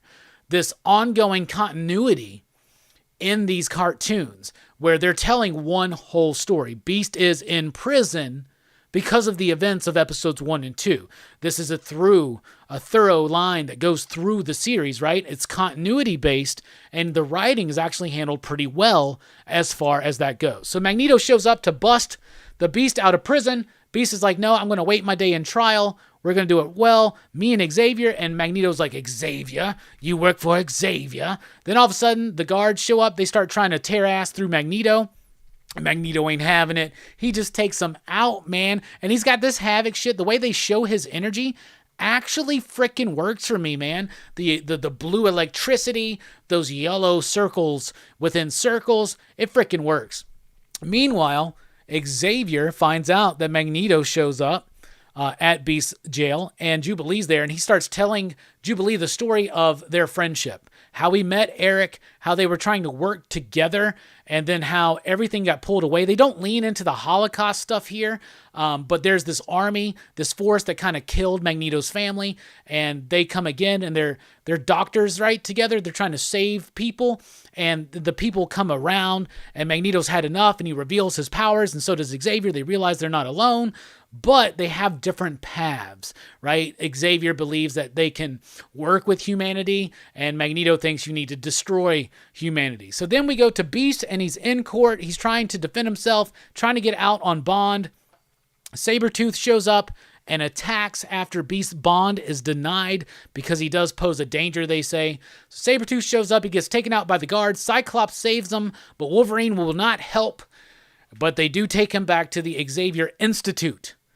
Meanwhile, Charles finds out Magneto's whereabouts. Magneto has now gone, and he's attacking like a missile command center, which I think is like a reference to the first issue of X-Men. So he tells Storm to get the team together. They're going to go fight Magneto. Meanwhile, Wolverine is down in the infirmary where Sabretooth is. This dude's not necessarily about to kill him because he says, if it wasn't for Xavier. He says that, right? He's about to kill this dude, but he's at least going to take him out of the mansion. And then Xavier shows up and puts an end to it and says, you got to go after Magneto. And he has this great line. He's like, well, we got to take it easy on my old villains, but we got to go after yours. It's really cool, kind of pointing out the hypocrisy of Professor Xavier. So Magneto is at this missile command center. He's taking out the tanks and all that kind of shit. And the X-Men confront him. And at first he thinks that they're there, mutants there to help him, to join his cause. Then he finds out they're there with Xavier. So of course he attacks them. And he basically kicks their asses, man. He takes them out so fucking quick, and it lets you know the true threat of Magneto. Really solid as far as that goes. So then he launches the missiles and just dips the fuck out. And then Storm lifts off, and she decides she's going to sacrifice herself and blow up the missiles. Xavier sends her a telepathic message saying that she can just short out the system, right, by electrocuting the missiles, and that's what she does. She falls down, they catch her, and Cyclops and Wolverine, who were having major beef before, all of a sudden shows up, and Storm's alive, and he's like, is she? And Wolverine's like, she's asleep. Must be the company. She's exhausted. Good job, partner. Like, what? And they're okay. And that is Enter Magneto. A really fantastic episode. Night of the Sentinels was great. The music in Night of the Sentinels is a little bit better. In this one, they get a little bit more into the fanfare type shit, and it's just not quite working for me as well. However, it does still have some of that ethereal nature that we have in Night of the Sentinels. Great sound effects, great voice acting. Beast's voice actor is amazing. Magneto's is great. You're a fool, Charles.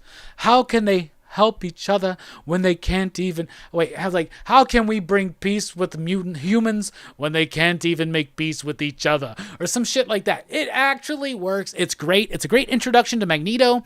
And if X-Men the Animated Series was your introduction to these characters, this was a perfect introduction to Magneto, setting up the history. It's a very efficient script. The animation is okay. It's not the best, but this is actually better animation than Night of the Sentinels. It works, and it sets up to be continued what's going to happen in Deadly Reunions. I would give this episode all in all 4 out of 5, you digs. I want to know, what do you think about Enter Magneto and the X-Men Animated Series? And that was your annotation on X-Men Animation.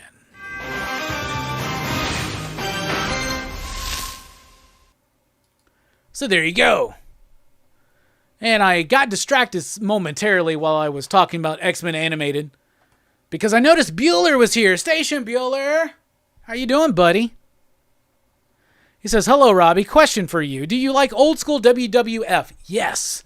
I really liked Hulk Hogan back in the day, Macho Man. I really liked Ultimate Warrior, Andre the Giant, all that shit. In fact, when Earthquake stomped or landed his ass on Hulk Hogan's chest and we thought he was like dying, like I was legitimately concerned. Warrior is my favorite from that area. But yeah, I do love that era of WWF.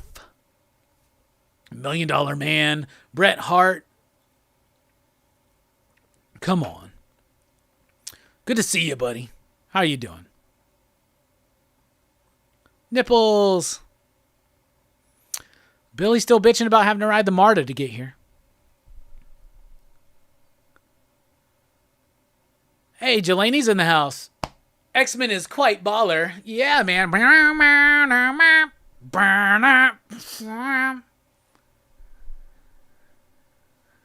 Lyra, Bloodstone, excitement at all? She looks cool, seems interesting. Not really. I mean, I'm sure that they're going to try to do something with Bloodstone at some point. They're doing Moon Knight. They're doing Black Knight, tying it in with Blade. The rumors are focused in on Midnight Suns, horror, Marvel horror.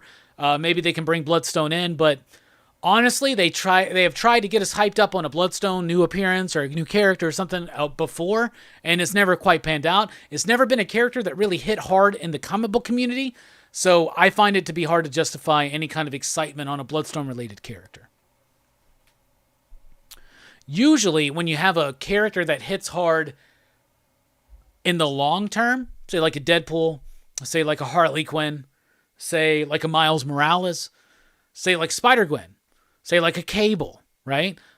It's because there was excitement generated in the community first, and the Bloodstones never really hyped anything in the community outside of speculation. Not saying that Bloodstone and the legacy of Bloodstone is not cool or there's not worthy stuff there. Just saying that Bloodstone's place in the comic book community over the years just doesn't. I don't. It will only ever be a short-term investment, in my opinion. But I'm not a speculator, so I'm not the person to listen to, really. It's my Beast action figure. Never opened this one up. I want to get one. I think I have one loose, but I'm not sure. I want to have all these figures loose, and I want to have the majority of them on card. And then sometimes you wind up buying two. Like, I always make fun of people for buying the same thing they don't realize they have. I have 2 Human Torch figures from Toy Biz Marvel Superheroes on card, and I already have one loose. Midnight Suns may work. Bloodstone as a Marvel Legends figure is cool as fuck. All right. Well, Jelani says this is a Marvel Legends figure. Well, they introduced, like, Bloodstone has a sister. So there's a new appearance in the latest Death of Doctor Strange Bloodstone one-shot. And so I think that was the question was directed at whether it need another Mr. T. I'm not selling this shit. I heard it's worth some money now. But fuck that shit. I'll only ever sell my Mr. T if I sell my Motu collection, which I don't plan on doing. Because that's one of my toy priorities. Toy priorities. All right, it's time for show and tell, everybody.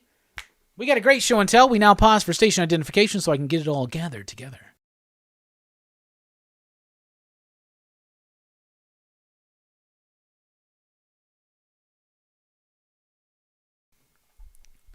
All right, so we were talking about X-Men.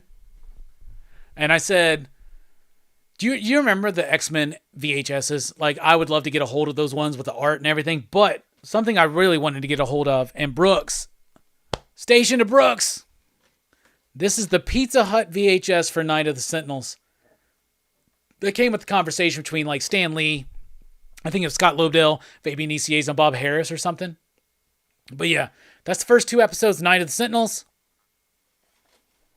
That's the Pizza Hut VHS. Volume 1, they only did 2. And then, of course, they did at least the first 2 seasons on VHS.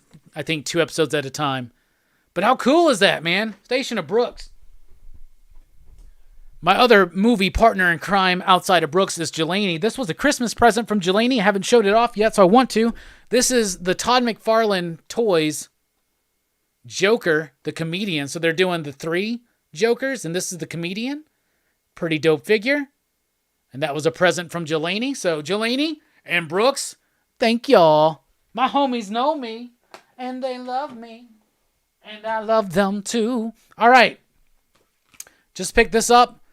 I've always wanted the EC archives, the hardcovers. They were always too expensive for me to invest in, but these paperbacks are perfect for me. I've been collecting them, and they just released the Weird Science one.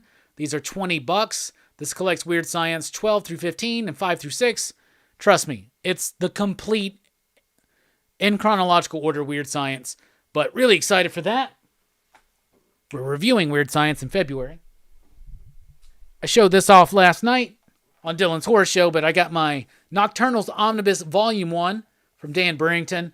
Really great, painted, textured, beautiful artwork, supernatural, horror-based stories.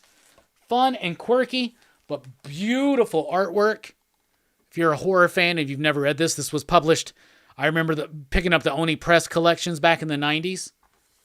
Really happy to have this. This is only $30. That's beautiful. And really proud of this. Really happy for this, I should say.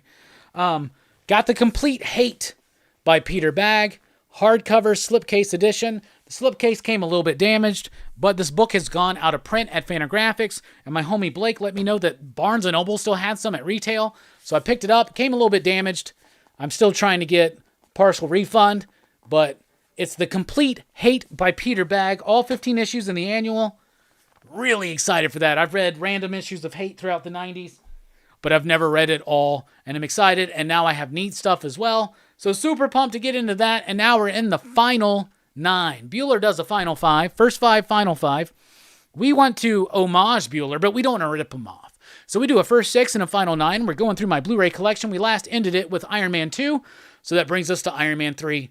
I don't have every MCU film because I kind of quit collecting them, but it's still something to have, you know, all the stuff, right? I'll even buy Eternals eventually when it's like $5 used or something. But Iron Man 3, this one goes up and down on me. I loved it at first, and then it kind of waned on me, and it's interesting. Then we have Invincible Iron Man. That's the animated movie by Marvel back in the day when they were trying to compete with DC. They didn't quite outlast DC doing the animated films, but it's still pretty good. It's decent. It's all right. We have Isle of the Dead. I love this movie. This is Mark Robson film with Boris Karloff. This is awesome. I watched this movie for the first time randomly. It was like, I think it was Turner Classic Turner Classic Movies on like one of the, like in October, like back in like maybe like 99, 2000 or something. They played it. I recorded it on my VHS. I've been obsessed with this movie since. It's really cool. Then I got It. That's the original one with Tim Curry. Got the cool lenticular cover with the eye turning right there. That's a really cool one. But yeah, it's It.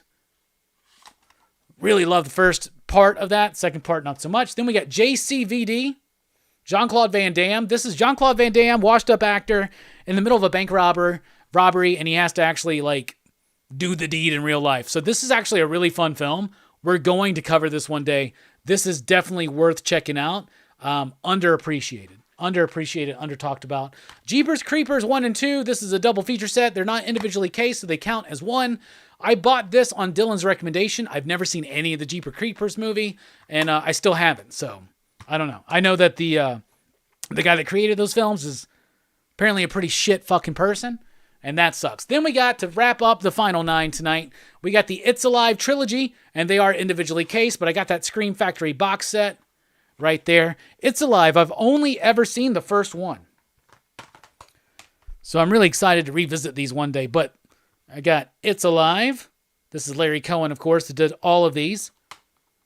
It's Alive, It Lives Again, and Island of the Alive. So these films go from the 70s into the 80s. Like I said, I've only ever seen the first one, and it's pretty gnarly. I mean, it's not the best thing, but it's pretty fun. Larry Cohen's the guy that did The Stuff and Cue the Winged Serpent, Full Moon High. But out of everything in show and tell, this Complete Hate, I am super freaking pumped for. So there you go.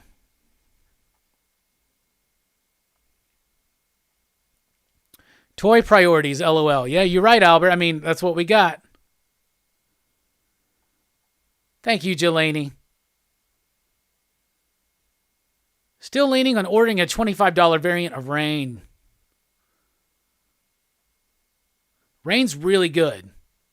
I don't know if investing in it will be good, but in time investment as far as reading will be good. But I just don't know. Because, like, if they ever did do, like, a movie or something, like, would that be based on the comic, or would it be, like, because it's based on a novella or a short story or something, right? I don't know. Yeah, I do have very cool homies. Yeah, Rain's really good. Let's Be Frank said, just reread By the Horns, and I can't wait for the next run. Yeah, me neither. What's up, bro, Joe? How are you doing? Do you have the Iron Man and Wolverine anime? No, I do not.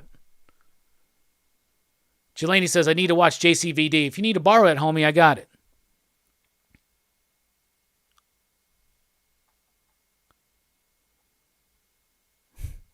Hell yeah. All right. Somebody said Cowboy Killer, so that means we're out. All right. Y'all have a good one. We had a great show tonight. This was really fun, man. Rob Liefeld, Marvel in the 90s about New Mutants, reading that Cable stuff for the first time. Talking about Inner Magneto, which I think was probably, would I give it a 4? 4.5, man. 4.5. What's wrong with me?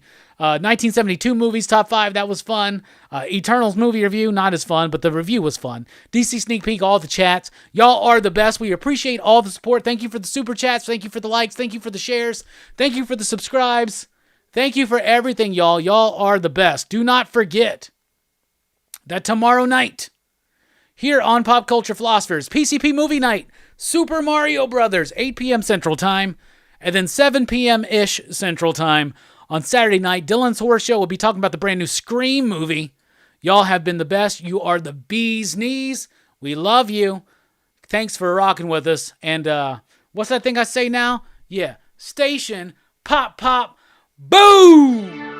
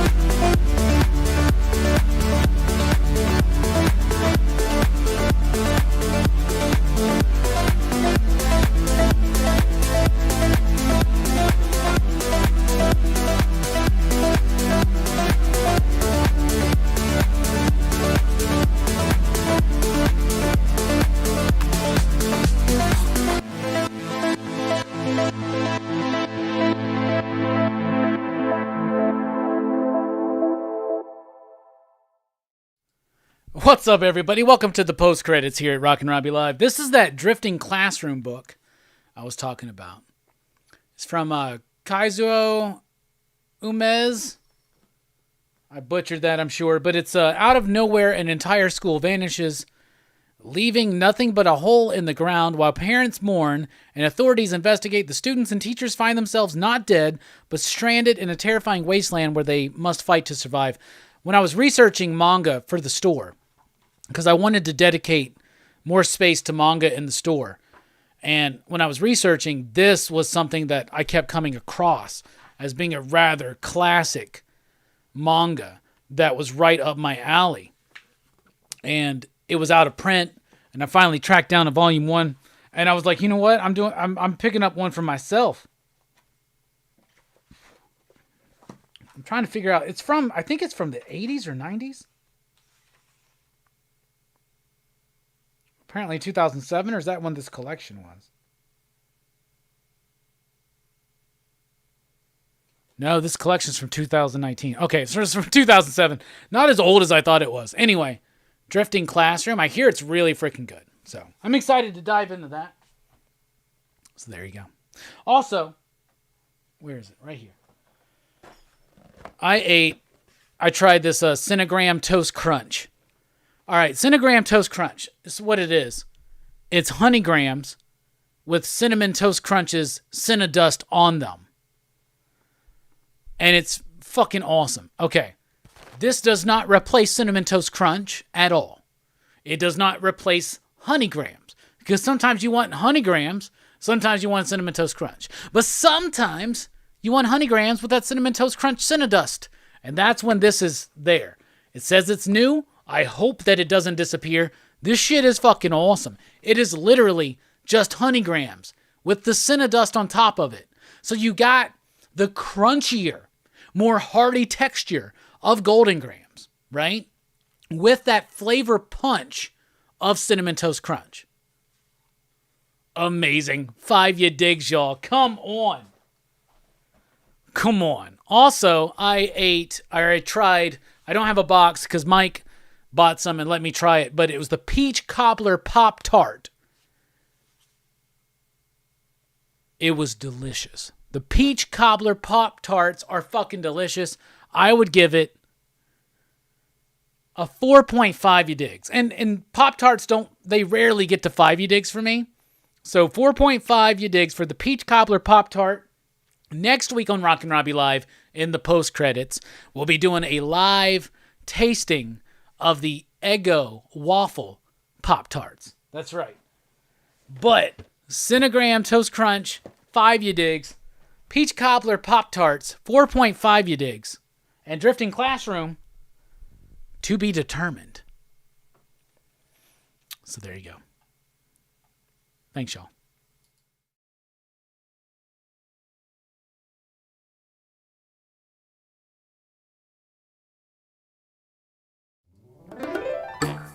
Ha! Just kidding. We retired that bit. Anyway, I just want to point out, coming up here on Marvel in the 90s, Marvel in the 80s, and all that kind of shit, we're going to be doing Kitty Pryde and Wolverine, that miniseries. So if you want to like get prepared or whatnot, we're going to be doing Extinction Agenda.